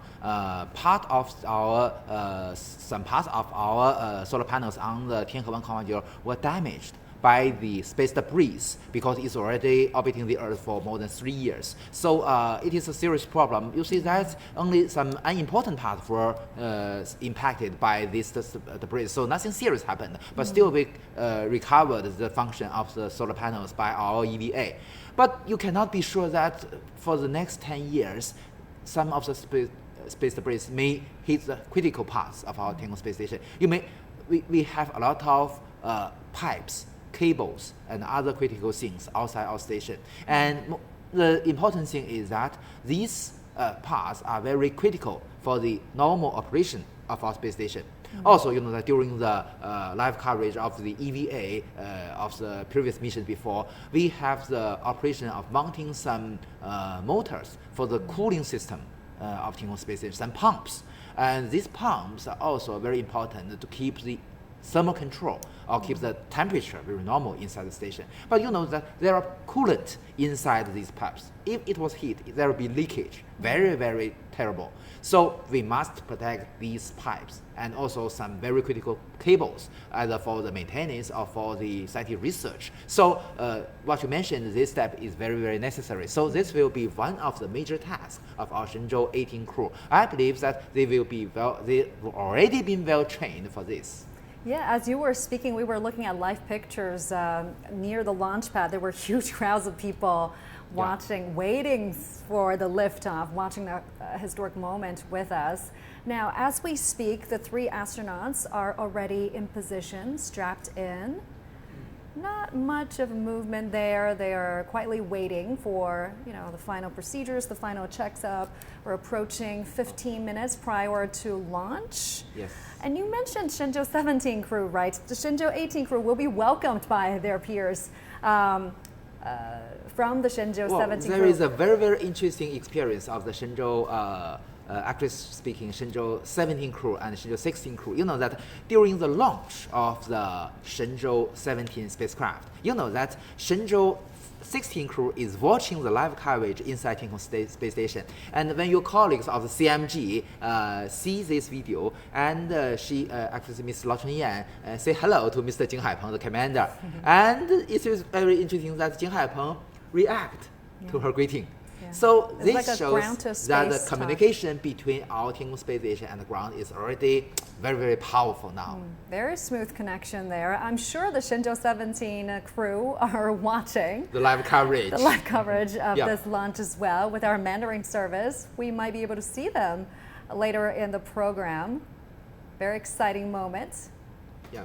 Because we know that we have the Tianlian data relay satellite. At this moment, we have both the first generation and the second generation Tianlian data relay satellite. So we can have multiple video streams, very high definition video streams, multiple from the cameras mounted in everywhere inside our Tiangong Space Station to give these videos to the ground. So we can, during this live coverage, not only the astronaut inside our Tiangong Space Station can see the launch procedure, but also we can see they are watching the live coverage. Yeah, so the Shenzhou-17 crew and Shenzhou-18 crew will conduct another in-orbit handover. Yes. So we will see 6 astronauts in the space station at a time. Would that be a challenge? This will be the fourth time we see this historical moment between the Shenzhou-17 crew and the Shenzhou-18 crew. That will be a very exciting moment, but not so exciting as the first one, because you know that we've already been very practical for this procedure, and also you know that to support and to realize this moment, we need the support from the what we call the regenerative environmental control and life support system, because it is it can recycle all the resources, the water, oxygen, and so on. So at this moment, still you can see usually in most cases we can see the video camera mounted inside our re-entry capsule. Usually the commander and his companions usually sometimes read the manuals. You may notice that the manual not only includes the operations, the guidance of what they should do next, but also it has information, very necessary information when something wrong happens, what they should do.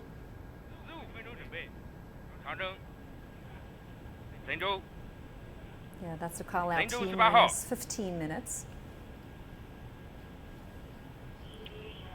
And we've noticed that all the Shenzhou-18 crew were selected from 2010 and 2020. That's the second batch and the third batch of astronauts. And we're hearing reports that the selection process for the fourth batch of astronauts will be finished soon. When do you think these new taikonauts will start their mission? 调度直通波，金山。金山明白。华山。华山明白。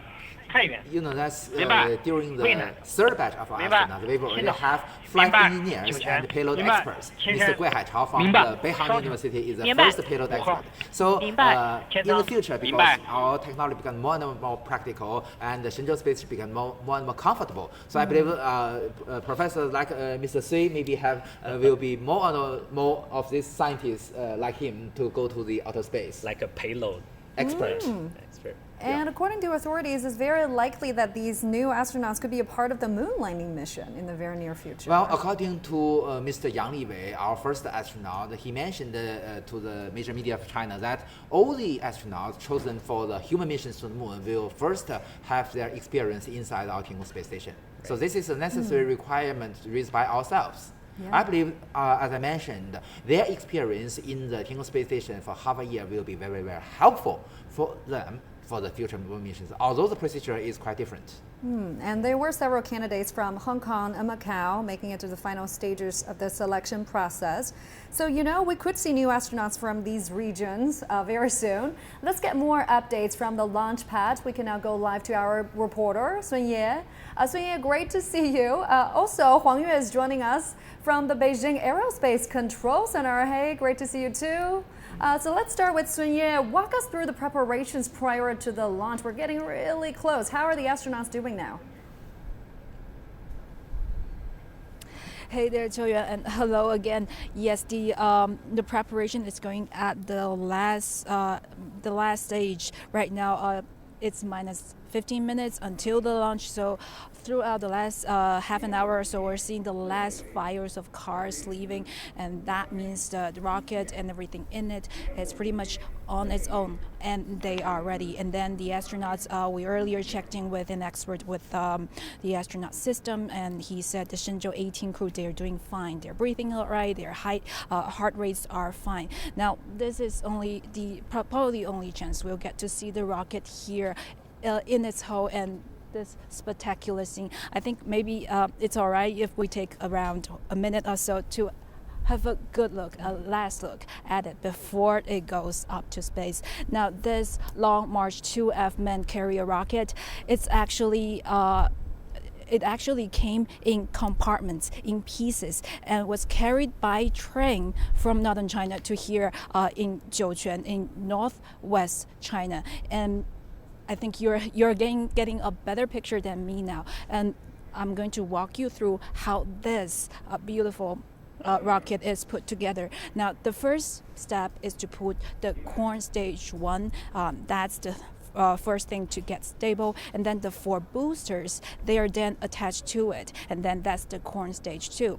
The spaceship along with the fairing, they are close together in another place before they are transported to meet the other 2 stages already done. And the last item in that assembly is the escape tower. Now, the rocket has been in great condition ever since that assembly, and we have seen it rolled out earlier last week. And ever since then, it's checks and rechecking done by people across the systems. We also just talked to an expert with the rocket system. His work up until now is still checking that the rockets are fine, and the rocket is fine, and the spaceship is fine so far as we know. So everything is set for the launch that's happening in a few minutes.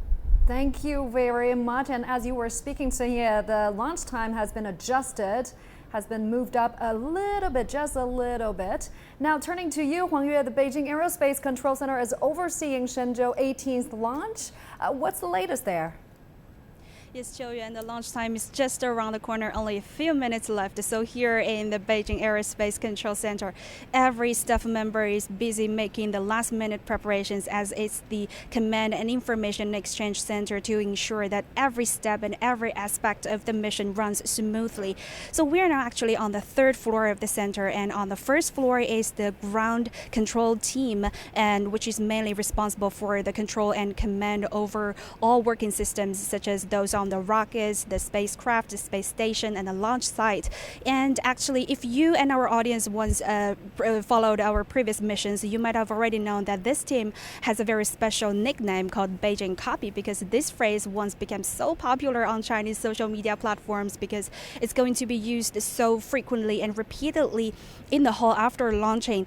And I arrived here hours earlier before the launch because, to be honest, this is also the first time for me to cover the launch mission. So I came here earlier trying to get more familiar with the situation. And one of the things that impressed me the most is that the team members here are quite young, and many of them are in their 30s or even 20s. So you can tell that people born in the 1990s have already become the main workforce for China's aerospace industry, and they're so calm and confident. It doesn't mean that they won't get nervous. Of course they could be, but they won't show that because they've already had a vigorous trainings and tests, and they are professional enough, they are intelligent enough to deal with any situation. So from them, you can see a very promising future for China's aerospace industry.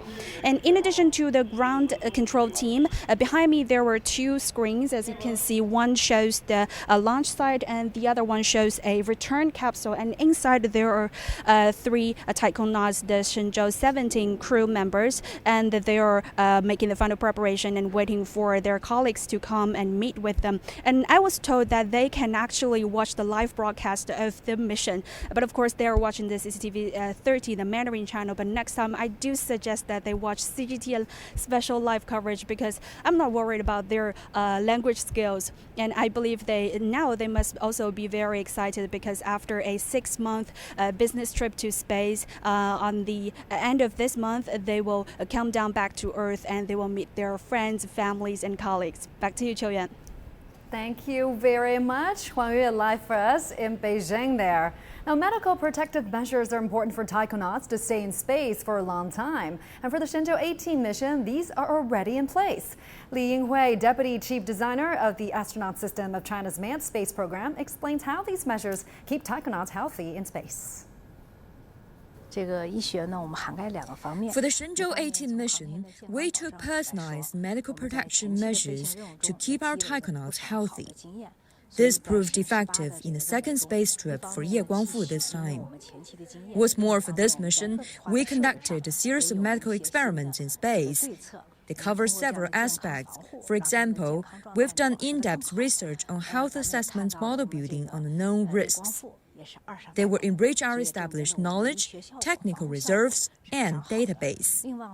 They will also provide us more theoretical and technical support. We also use traditional Chinese medicine like acupoint therapy, which adds to the healthy protection for taikonauts. For those of you who just joined us, you're watching our special coverage of the Shenzhou-18 launch. We're less than 15 minutes to go till the launch. And as our Sun-Ye earlier mentioned, all the ground staff have pulled back already.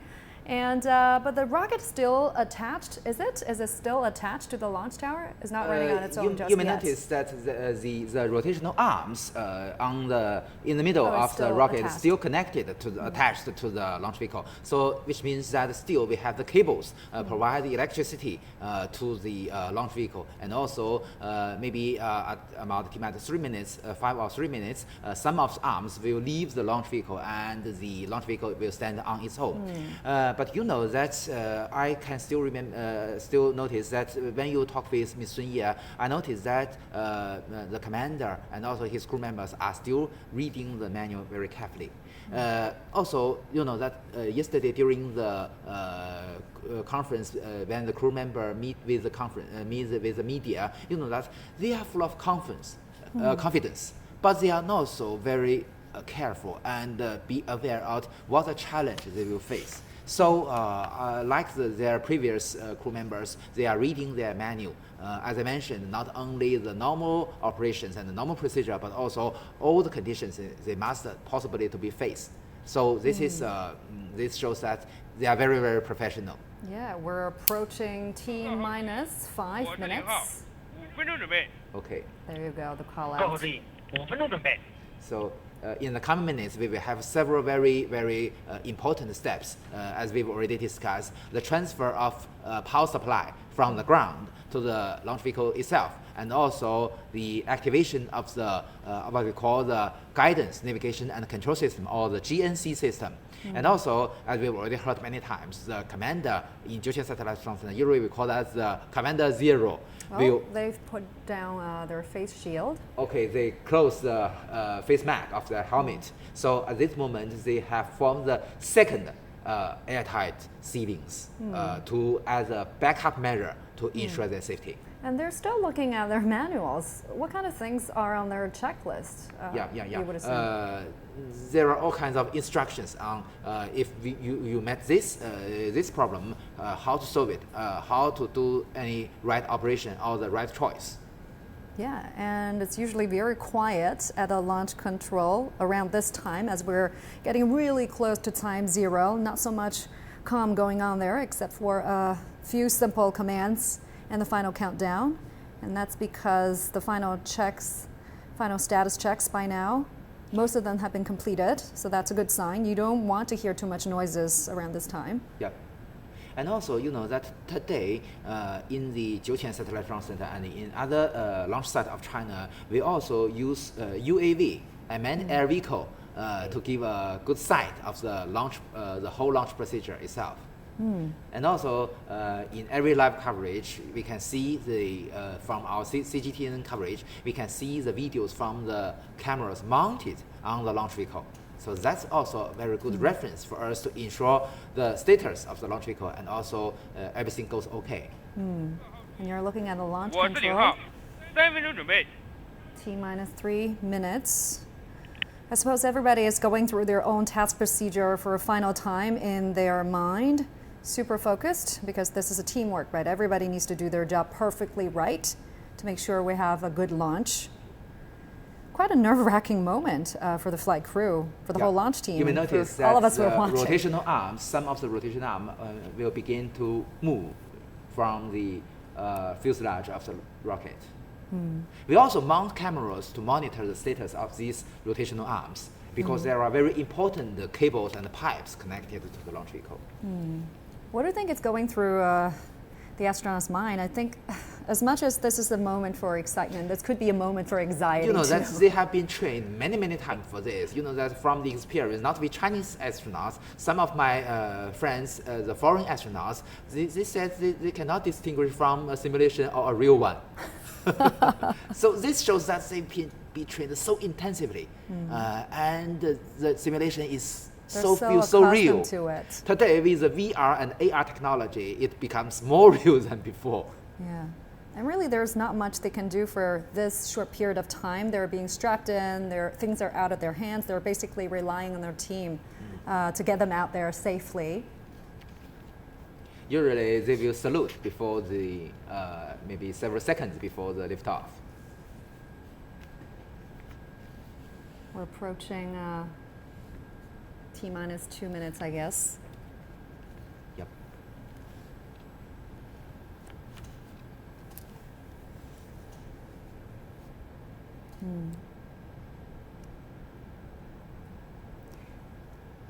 This is a beautiful evening of Jiuquan Satellite Launch Center. 各号注意，我是领号，1分钟准备。各号注意，1分钟准备。 1 minute out. An incredible moment to witness. Truly a magnificent view. 50秒。 Yeah, the weather is a bit cloudy in Jiuquan, so the reporter mentioned that we may or may not see the moon. Yeah. The rotational arms has already been rotated. So the umbilicals just pulled away. This is some riveting feed there. You can see the Shenzhou-18 Yeah, as we crew. mentioned, they are watching the live coverage. Yeah. And they have decorated the space station a little bit, put up welcome banners. Yeah. 20秒。 20 seconds to go. It's a go for the launch. The Shenzhou-18 is just seconds away from blastoff. 9, 8, 7, 6, 5, 4, 3, 2, 1. Ignition.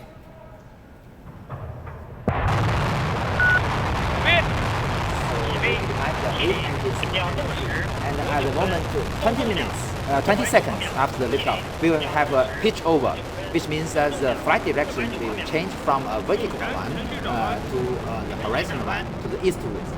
Just a spectacular view there. Yeah, you can see the 8 engines working very perfect. And you can hear the voices from the launch team providing tracking status, saying things are going good. And that's Great. like We can see the videos from the camera mounted, looking backwards. So these are the side boosters. Yeah, we can see 2 of the side boosters. And at about, okay, I believe this moment already the pitch over has already been accomplished. So if things goes well, we could see the escape tower being detached in just a few minutes. We just heard that the ground stations report that everything goes okay, the flight is normal. And we can see both the infrared image and the optical image. Exactly. So at the moment of the 120 second will be the critical step to jettison the escape tower. So the escape tower is essentially a small solid fuel rocket set on top of the capsule. In the event of an emergency, such as an impending explosion, it'll pull the capsule far enough away from the launch vehicle to allow for a normal parachute land. Because at the moment of 2 minutes, it's already high enough. So we don't need the escape tower. But still, we have emergency escape engines on the payload fairing. We can see that during the live coverage previously. We can see the trail, as you mentioned, on this maybe infrared image. Yeah, if it's during the day, we could see it very clearly, but because it's dark. But we don't have other choices because of the launch window just lie in this moment. Yeah, so we're relying on the infrared image now. Another critical step coming up very soon. At the moment, 153 minutes. Okay, great. Oh, that's the call out. The emergency escape tower has already separated, and then will be the separation of the 4 boosters. So you saw a bright flash over there. The Just emergency escape later. system have been separated, indicating the initial low-level flight went pretty well. Yeah, it's already supersonic now. Great. Booster separation. The separation of 4 boosters, and then the separation of the first stage. Immediately. 助推器分离。 1、2级分离。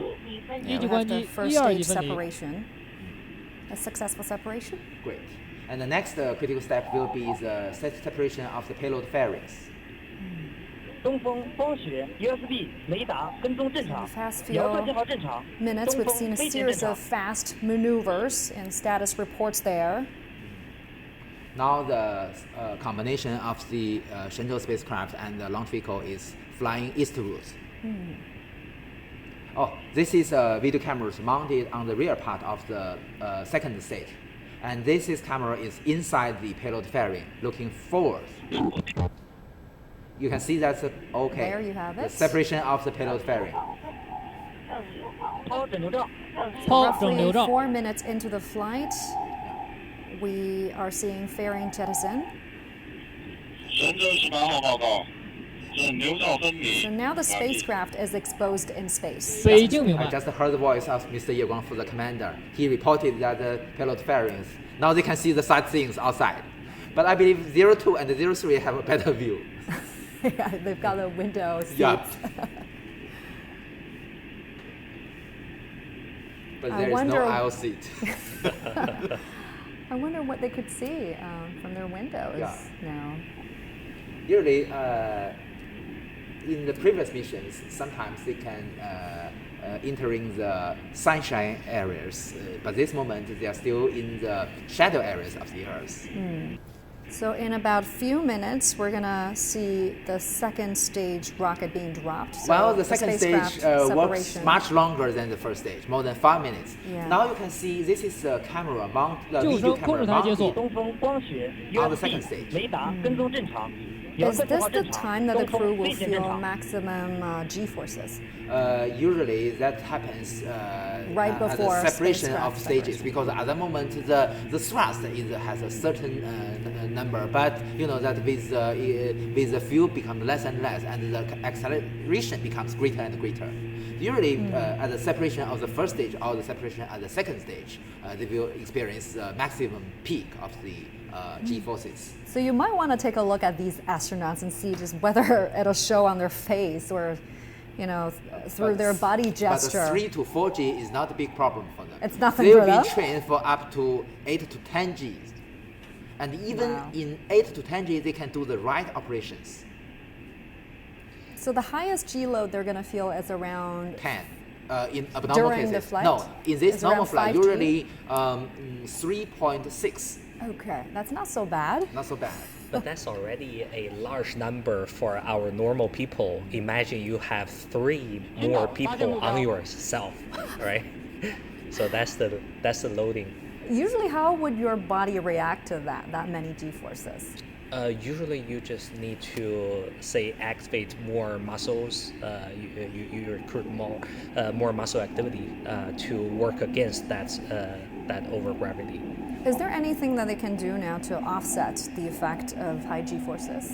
I think the design of their seat and their body posture is already very helpful for them to remove the actual forces. Yeah. So if everything's normal, as we just heard, they are actually in a quite comfortable condition, as they are very used to those in their everyday training. Yeah. Now we can see on the left of the screen is the video camera mounted on the second stage looking backwards. Our second stage of the Long March 2F rocket have one main engine with a thrust about 80 tons. And also we have 4 vernier engines which control the attitude and the direction. So you can see the video camera monitoring the proper working of these rocket engines. Very bright, but this moment is already out of the atmosphere. Okay. Still, the Shenzhou-17 crew is watching the live coverage. They will meet after 6 or 7 hours. Very soon, very soon. I believe our Shenzhou-17 crew have already prepared the breakfast for our Shenzhou-18 crew. Oh, that's nice. Yeah. And I suppose in a few minutes after the second stage shut down, we are going to see things starting to drift, starting to float. But you know that the normal procedure is that we first shut down the main engine. Still, the 4 vernier engines works. And we will adjust the trajectory. Okay, as I mentioned, the main engine shut off.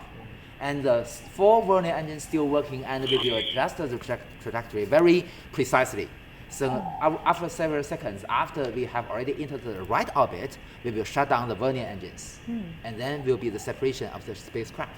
Yeah, so it looks like the astronauts are feeling a bit more at ease now. Yes, because you know that because the shutdown of the main engine, the G-forces is not so remarkable now. Yeah, as the environment is changing from high G-forces to microgravity conditions. So when the shutdown of the vernier engine, they will experience 0 G. Yeah, so things will start to be floating if you watch closely. Oh, that's the shot of the solar panel. Yeah, it's still folded now.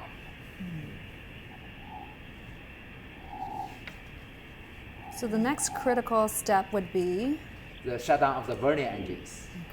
Okay. You can see on the bottom right is a 3D simulation, but this simulation is based on the real data, which means that the position, the attitude of the launch vehicle is representing the real status. So you can see the second stage works much longer than the first one because the thrust is much smaller. We have 2 solar wings and each have 4 panels. I think for the 2 new astronauts, Li Guangsu and Li Qiu, this will be a very exciting moment. Changjiang-7 is a space tracking ship. The code, I believe it will be Yuanwang 7 space tracking ship. It's in the Pacific Ocean. And it's already established. Look, on the simulation, we look at the dash lines. It's already established. Okay, great. Separation. Confirmed.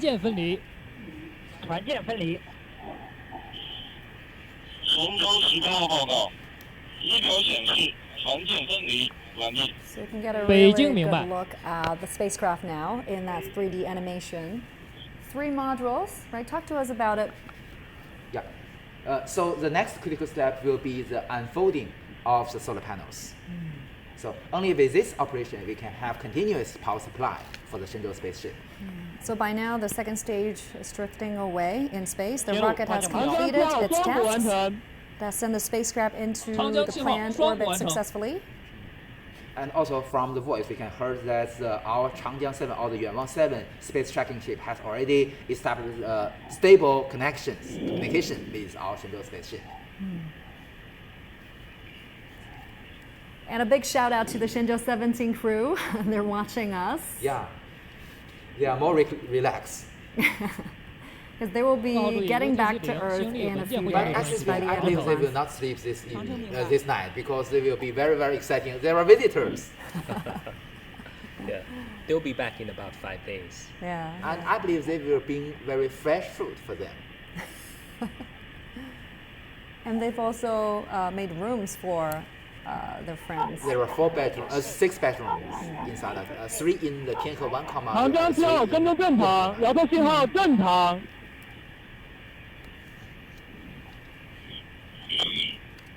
But in the China's tradition, we don't have a 0G indicator. Usually in other countries, they have some toy to be the 0G indicator to show it's floating everywhere. The ground team is confirming the status with the crew and confirming status of the spacecraft. And Mr. Ye Guangfu, the commander, and Mr. Tao Hongbo, the commander of the Shenzhou-17 crew, both come from the second line. This are their second flight mission. 顶山收到，东风。东风收到。3、2、1。 With the separation of the end stage of the rocket, the Shenzhou-18 spacecraft is already in orbit. So next, our ground team will check the accuracy of the orbital parameters. If everything is accurate enough, we can announce that it is a successful launch. 北京明白。长程报告，太阳帆板展开正常。太阳帆板展开正常。 Great. The solar panels are unfolded very normally. And what comes after this? What comes next? Next will be the examination of the, as I mentioned, we will double check or even triple check with different data resources to check the accuracy of the orbital parameters. Because this accuracy is very critical for us to chasing the Tiangong space station and the dock visit. So we cannot just declare the success just yet. We have to wait for. We just heard his voice that the antenna for the data relay satellites has already been unfolded very normally. You know that we have a small device to keep connection with our data relay satellite, but we also have a high gain antenna which can send videos from this antenna to the Tianlian data relay satellite. This is also very important for us. That's a big improvement compared to previous missions. And it also ensures the very reliable connection between the ground stations and our ground centers to our Shenzhou spacecraft. Every mission is risky because that there are so many uncertainties. So keep a very smooth communication with the Space Flight Center, Control Center will be a very good insurance to keep the success of our flight mission. Now looking at the 3 astronauts. 神舟18号，我是北京。 Let's listen in. 神舟18号到。通报座舱大气环境及身体情况。神舟18号明白。 We've just heard ground control exchanging a few words with the flight commander, trying to confirm their status. Air quality.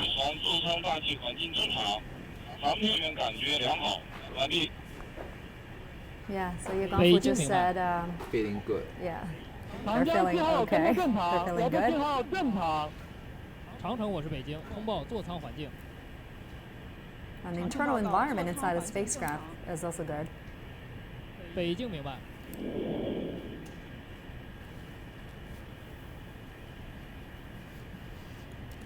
神舟18号，我是北京，经地面确认，座舱环境正常，可以打开面窗。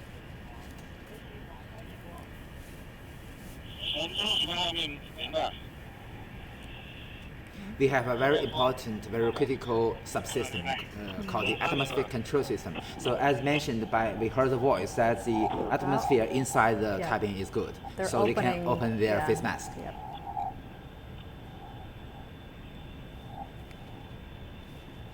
Another critical step.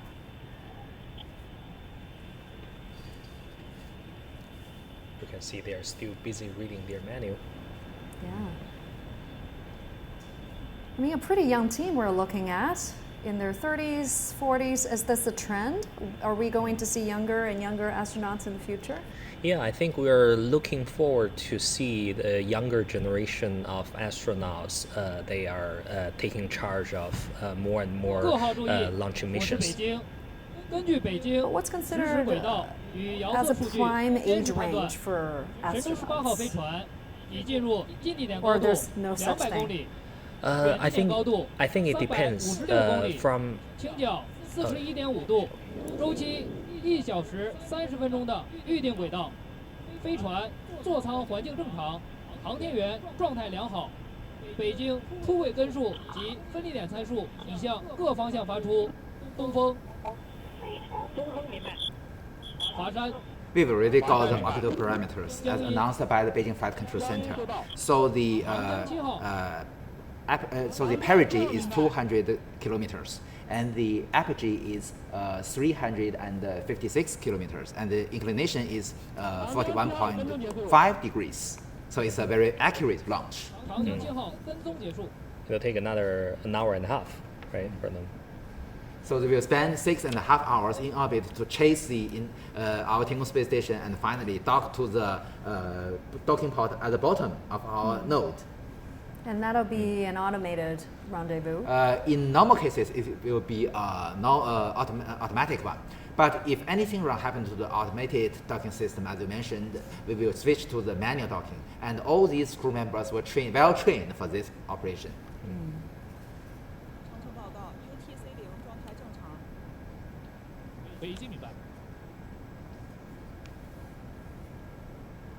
This is the Beijing Aerospace Flight Center. So after the launch, they will be taking over the monitoring job. We're still standing by for an official confirmation declaring the launch as a success. After coming into orbit of our Shenzhou spacecraft, the control will be switch from our Jiuquan Satellite Launch Center to Beijing Flight Control Center. So Beijing will take over. Yeah. Right.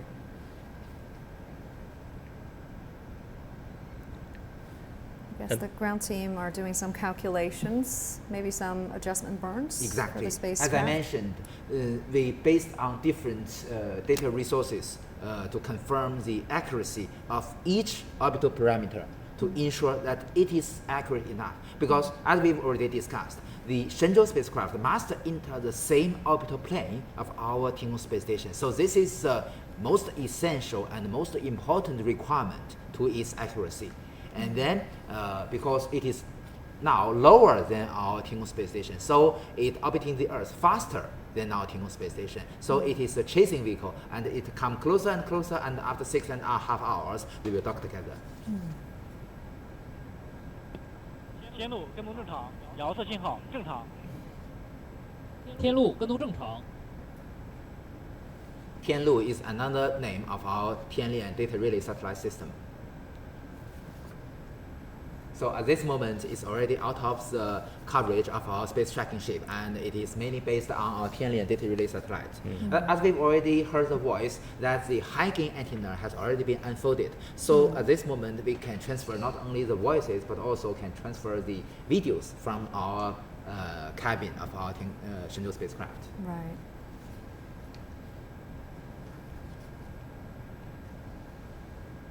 You know, China has this three-step strategy for its space exploration. And third phase, which is the last phase, is building its space station.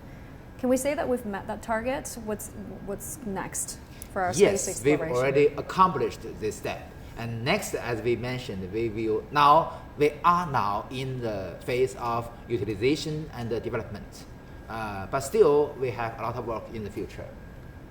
For instance, our Tiangong space station will be expanded, doubled in the future.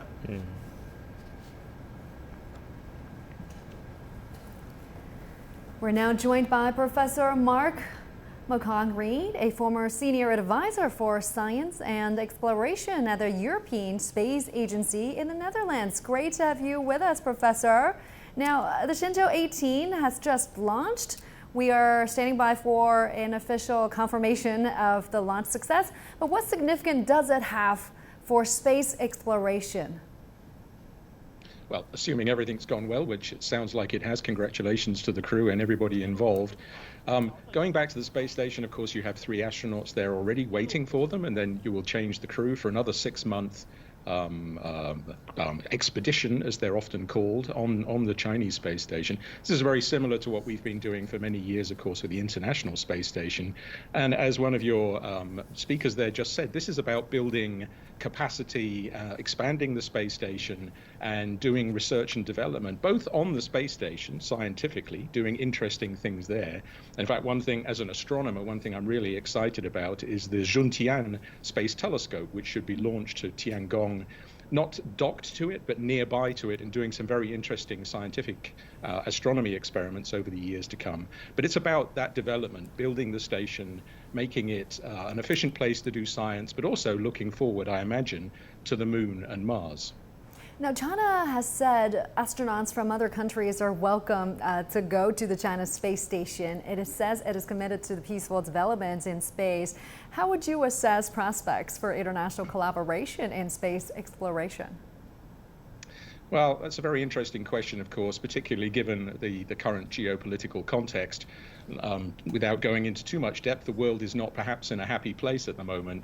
And exactly how nations decide to collaborate on many things, of course, is something which is constantly in focus politically. And space is a political thing. We should never just think of it in terms of science or exploration. There is a strong political element. But I think it's also worth looking back to the past and looking, for example, at the Apollo-Soyuz test project in the 1970s and the space station itself, the International Space Station, where, of course, the United States and Russia at the moment have grave differences over the war in Ukraine, but are still collaborating in space. So it's not an easy thing to see into the future and see how that international collaboration may also include China. But I'm optimistic that we'll find ways of doing that, because the things we want to do in space are incredibly challenging and do indeed need to bring nations together to solve some of those problems. And those problems then reflect on the Earth. We have problems on the Earth we need to solve. So being able to collaborate internationally in space also might give us hope we can collaborate internationally, for example, on climate change. So I think it's a tricky question, but let's be optimistic and see that we can actually work together. Yeah, let's be optimistic. Thank you very much, Professor Mark McCaugh-Green. Thank you very much for taking the time talking to us. We appreciate your perspectives. Now, Yang Liwei, the deputy chief designer of China's manned space program, talked to CGTN reporter Zheng Yibing on international cooperation in space programs, including China's manned lunar landing. Listen in. From the perspective of manned spaceflights, international cooperation is a well-established practice. It is true for our country and also space powers like the United States and Russia, which are cooperating even under such tense international circumstances. So we actually, from the early days till now, when we have a space station, have been seeking cooperation even though there's a lot of international constraint. Therefore, we took a path of self-reliance. For manned lunar landing, we discussed its feasibility around 2010 and 2011, and we're looking for international cooperation. We hope that different countries and institutions can join us in the whole lunar landing program, complement each other's efforts, promote the development of this cause, and explore the unknown for human beings. So I hope more countries and institutions will join us. Stay with us for more of our live coverage on the space Shenzhou-18 launch mission. And now for more on the top stories making headlines around the world.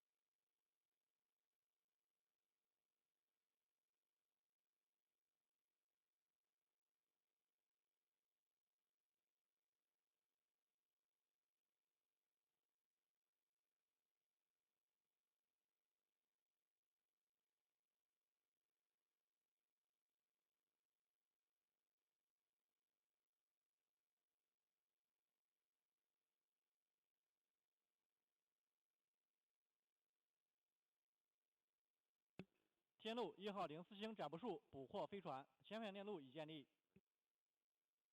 北京明白。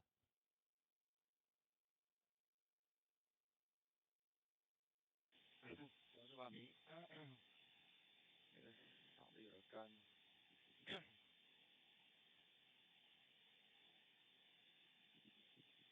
神舟18号，我是北京。神舟18号到。通报飞船工况。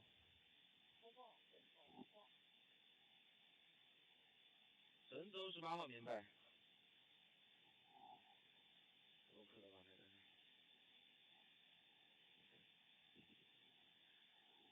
神舟18号报告，飞船工作正常，完毕。北京明白，飞船将于3分钟后进行发动机试喷，请系好束缚带。神舟18号明白。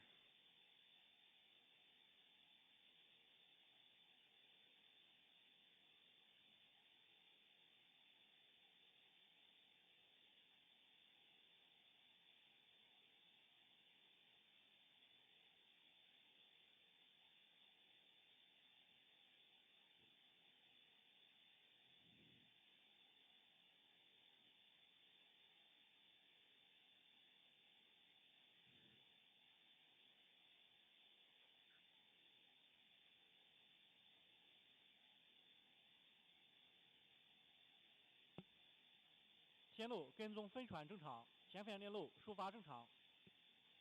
天路跟踪正常。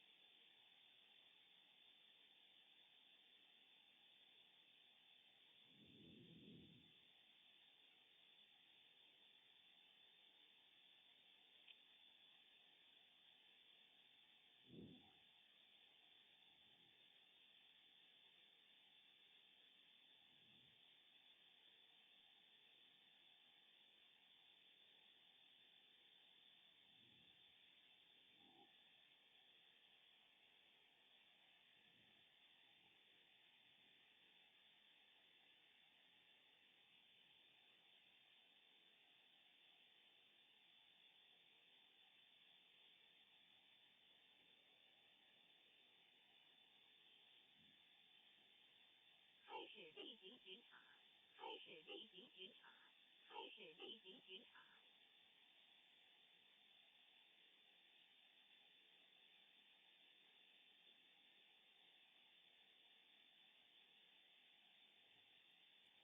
长城报告，整船具备实施3圈自主引导条件。天路跟踪飞船正常，北京明白。前反应数据出发正常。天路跟踪正常。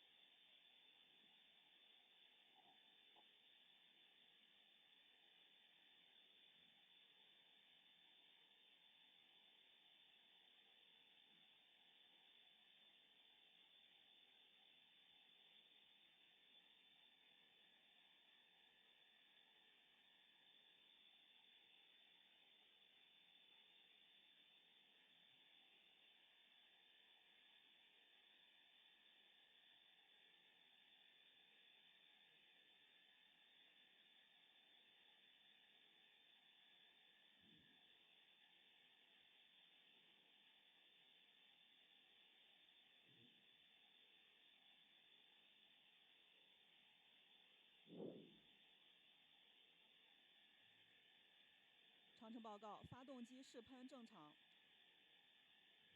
发动机试喷正常。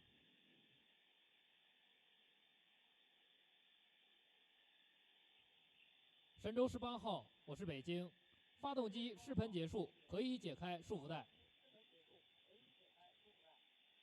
神舟18号明白。神舟18号，下面由曙光与你通话。曙光，我是北京。神舟18号明白。曙光到，下面由你与神舟18号通话。曙光明白。动幺，我是一间医生，你现在自我感觉怎样？动幺感觉良好。明白。动2，我是一间医生，你现在自我感觉怎样？动2感觉良好。动3，我是一间医生，你现在自我感觉怎样？动3感觉良好。明白。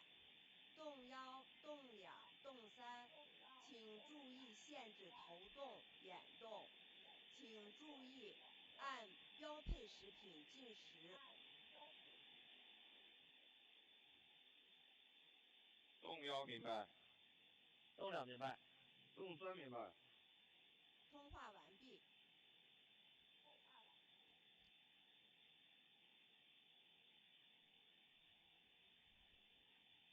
北京曙光报告。我是北京曙光，请讲。曙光与神舟18号通话完毕。北京明白。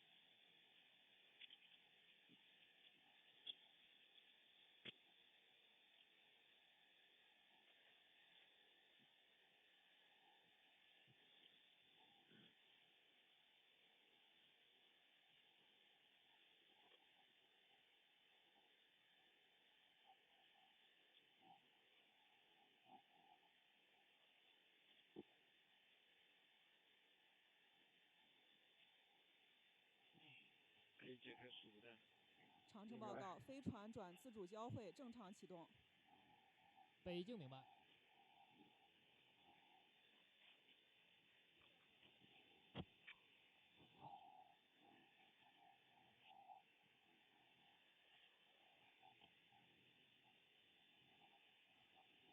各号注意，我是北京，飞船转自主交会正常启动，具备实施3圈自主原导条件。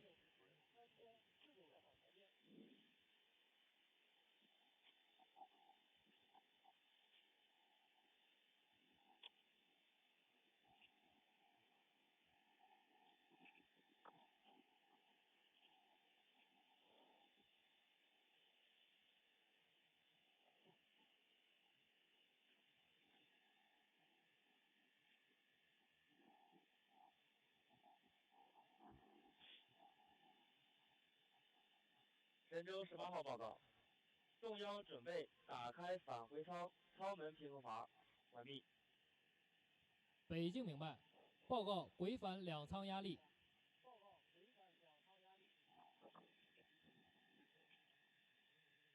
轨道舱压力为92.77，返回舱压力为95.08，完毕。北京明白。长程报告，轨道舱环境正常，满足打开返回舱舱门平衡阀条件。北京明白。神舟18号，我是北京。神舟18号到。轨道舱环境正常，可以打开返回舱舱门平衡阀。神舟18号明白。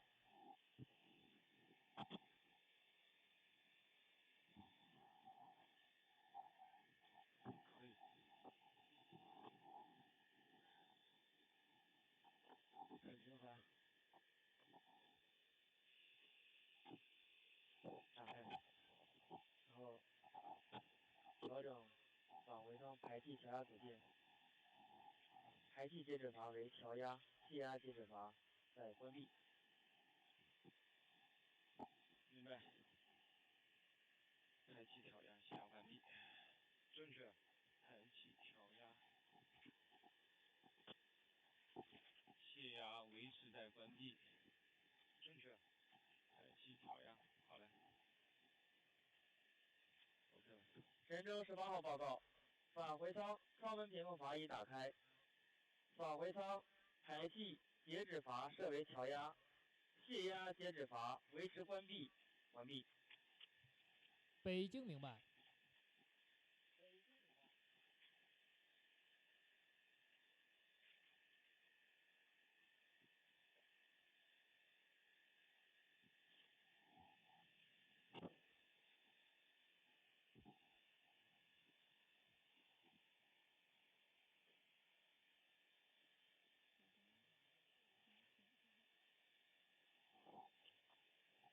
长程报告，轨返2舱压力平衡，满足打开返回舱舱门条件。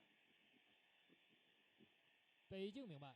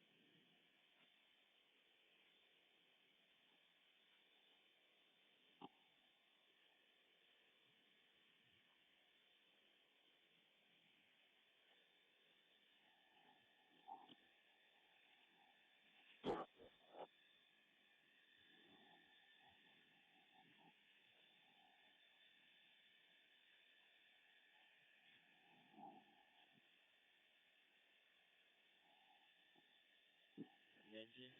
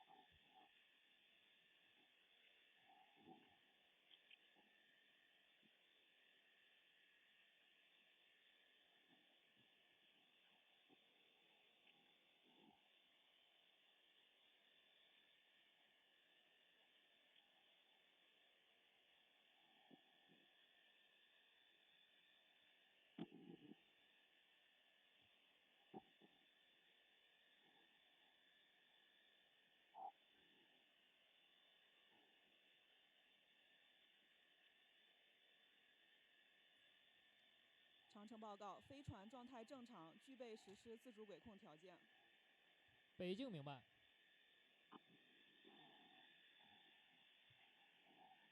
各号注意，飞船状态正常，按正常计划实施第一次自主变轨。可以，它这个调整不影响你观察，谢谢。好。不影响你。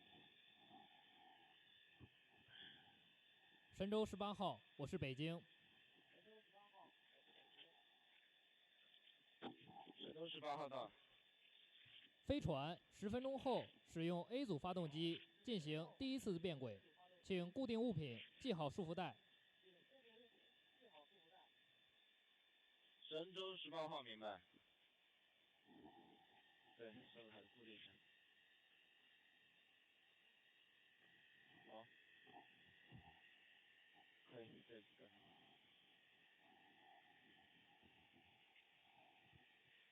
系好束缚带。明白，明白。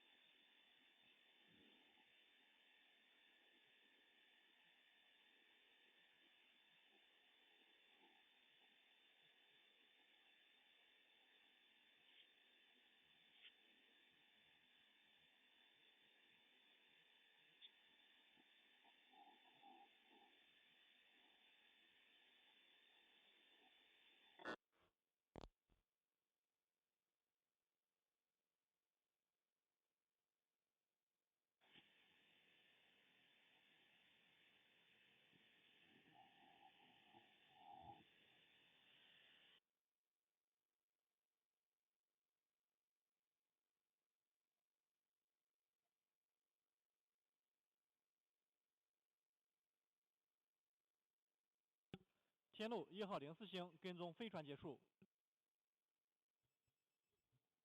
天路1号04星跟踪结束。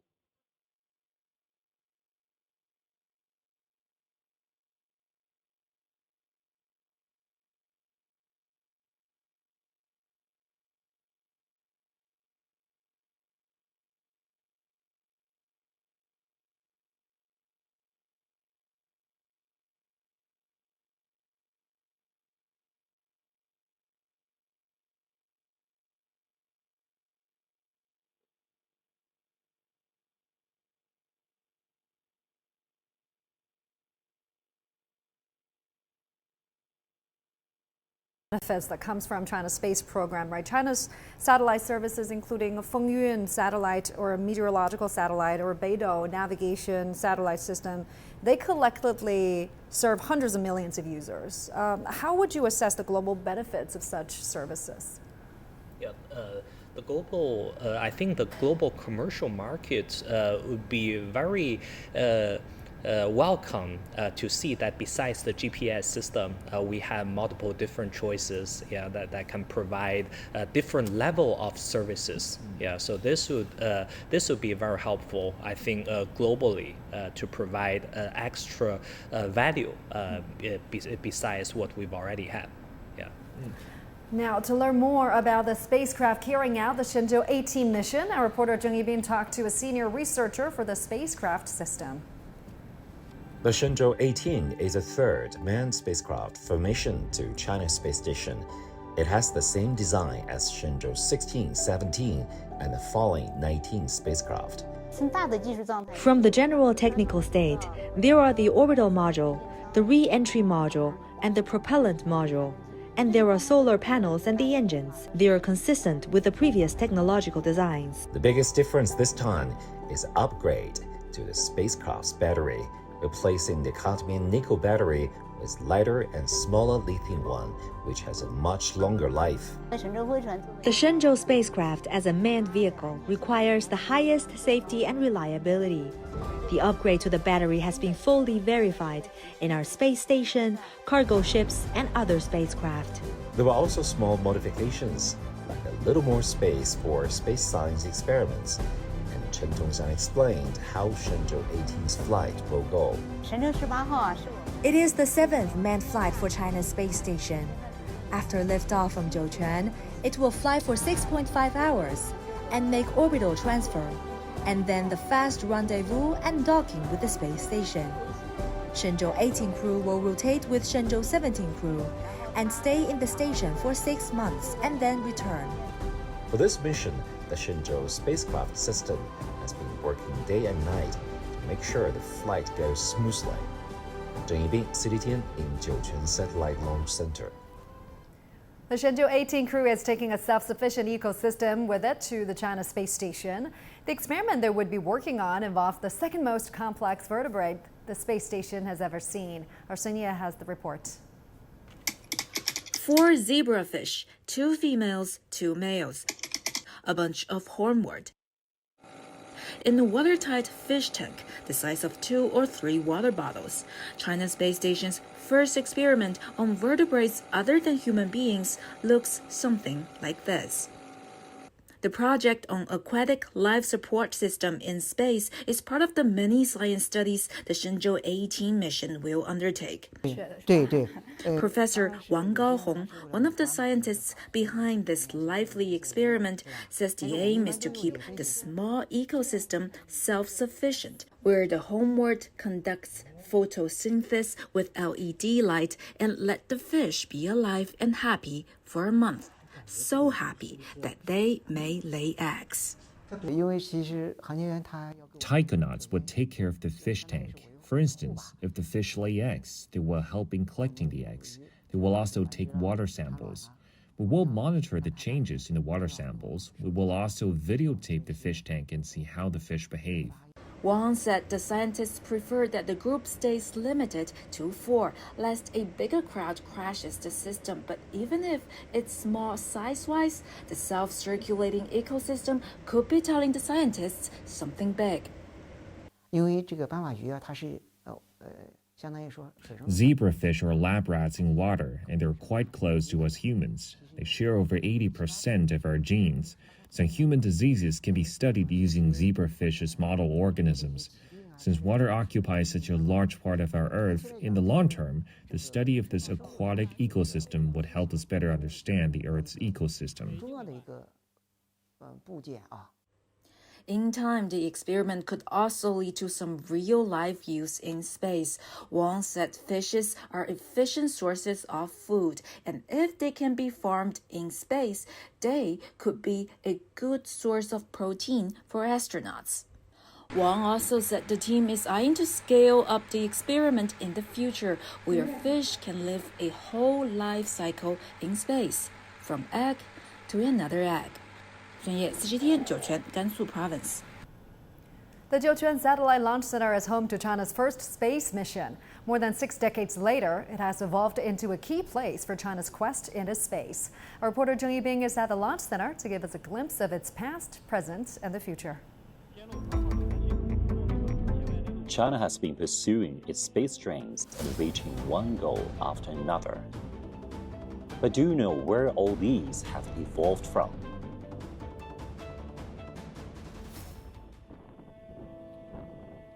With this question, I came here, the Jiuquan Satellite Launch Center in northwestern China.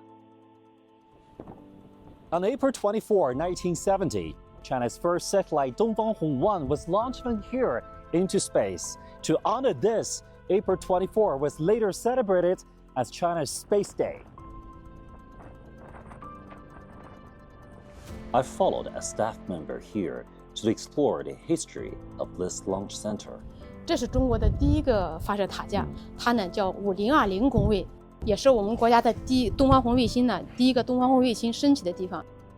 可以看到，你看那个对面还有一个塔架，它呢叫138工位。这两个塔架呢分别建成于1966年和1971年。从建成到现在呢，一共是发射了44次任务，其中最有名的呢就是我们的第一个东方红卫星，第一次返回式卫星，还有第一次远程运载火箭。第一次对外搭载和一箭三星这5次发射任务是这个发射场的一个最有这个标志性的这个5个大的事件，可以说中国航天进步的每一步都在这里留下了它的印记。 And then, new launch towers were built at the launch center. This is the only launch pad in China for manned space missions. It has been in operation for 25 years and now is a backbone for missions to China's space station.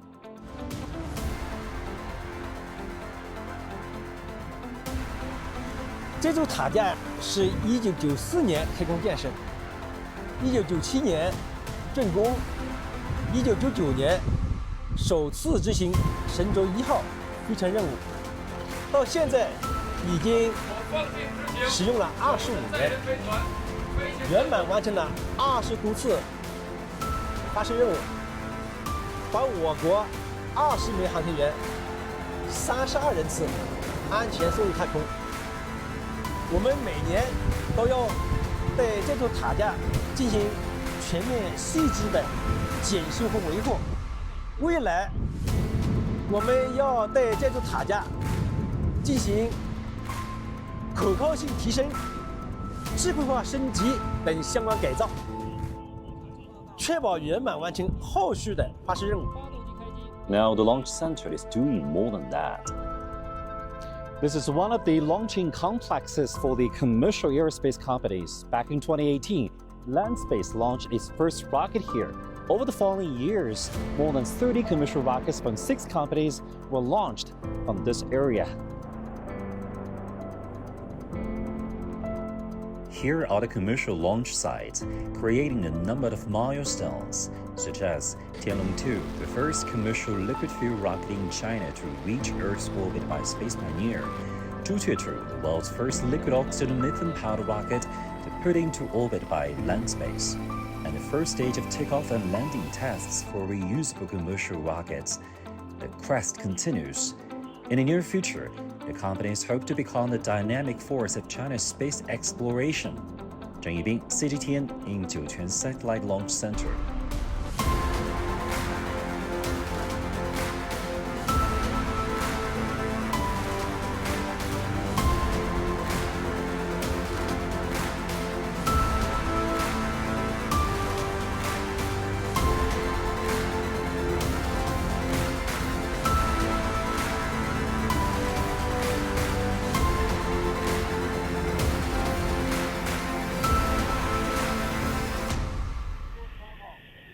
You're watching our special coverage of the Shenzhou-18 mission. Looks like you can already see the Earth from the spacecraft. Right? Looking at the live picture there. I just heard the voice that the Beijing Flight Control Center asked the crew they can open the hatch now, which means that they can enter the orbital module, which will be more comfortable. Oh, so during the 6 hours time, they could move around between the re-entry module and the orbital module. Exactly, because you know that the space will be much bigger for them. So more comfortable. And it's getting brighter. You can see sunlight from actually speaking, with today the lights inside our cabin is already more advanced than before, because today the semiconductor LCD lights are more practical than years before. But they are now preparing for the docking with rendezvous and docking with our Tiangong space station. So they will, I believe, they will also be very busy. You know that we will conduct several orbital maneuvers, most automatically, but the astronauts will monitor all these very critical procedures, which define the distance, the relative distance and relative position between the Tiangong space station and our Shenzhou spacecraft. And how difficult is the docking process? We can still remember that during my first cooperation with CGTN, still called CCTV News before, we have the live coverage of the rendezvous and the docking procedure. And at that moment, because we haven't mastered this technology, we still do that very, very careful. And today, because it is very practical, as I mentioned, so this is reason why we can conduct a faster rendezvous and docking. And also, you know, one of the Tianzhou spacecraft, maybe Tianzhou-4 or Tianzhou-5, conducted the fastest, only 2 hours from the launch to the docking of the Tiangong space station. Also make a world record. It's interesting that they can move around now. We just heard that the power generation, the power supply is very normal. So things are going well with the spacecraft. I mean, the space station is much bigger compared to what it was in the very beginning. Yes, the 3 module, the inner volume is more than 110 cubic meters, so very, very big. Will it be expanded into even bigger exactly. one? So in the future, we will dock another 2010 level module to the front or to the node. So the front docking port will be occupied. But with the 4th module, we will have more docking ports and berthing ports. So we will have more reliable redundant, because today we only have 3 docking ports of the whole station. The rear docking port usually is occupied by the Tianzhou. 根据北京实时遥测数据监视判断，飞船太阳帆板展开，工况正常，原导第一次变轨正常，后续工作按正常飞控计划实施。神舟18号。神舟18号明白。东风。东风明白。华山。华山明白。江阴。江阴明白。长城。长城明白。 The Beijing Flight Control Center, the commander just announced that the power generation is normal, and also the first orbit maneuver, as we discussed, is also normal. This is to better position the spacecraft to dock with Tiangong space station. They will conduct from the after they enter the orbit and before the docking, they will conduct several orbit maneuvers. Each one is critical. Each one is important. For them to chase our Tiangong space station. And everyone is also keen to know when China will open its space station for international astronauts. By what stage will we see astronauts from other countries also living and working in the Tiangong space station alongside Chinese astronauts? I believe we will see this within several years. You know that according to the announcement by... Let's listen in. Sounds we will like hear the formal announcement of the result.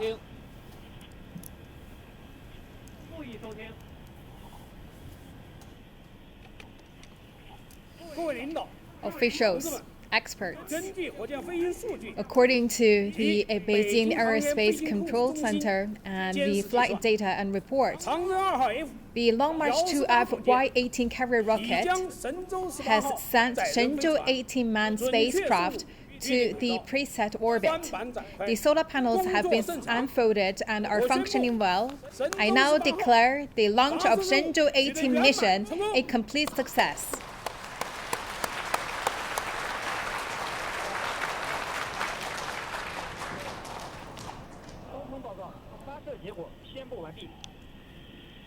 北京明白。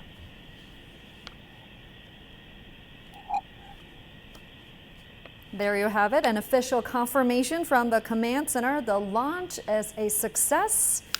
That was Zhou Lipeng, director of the Jiuquan satellite launch.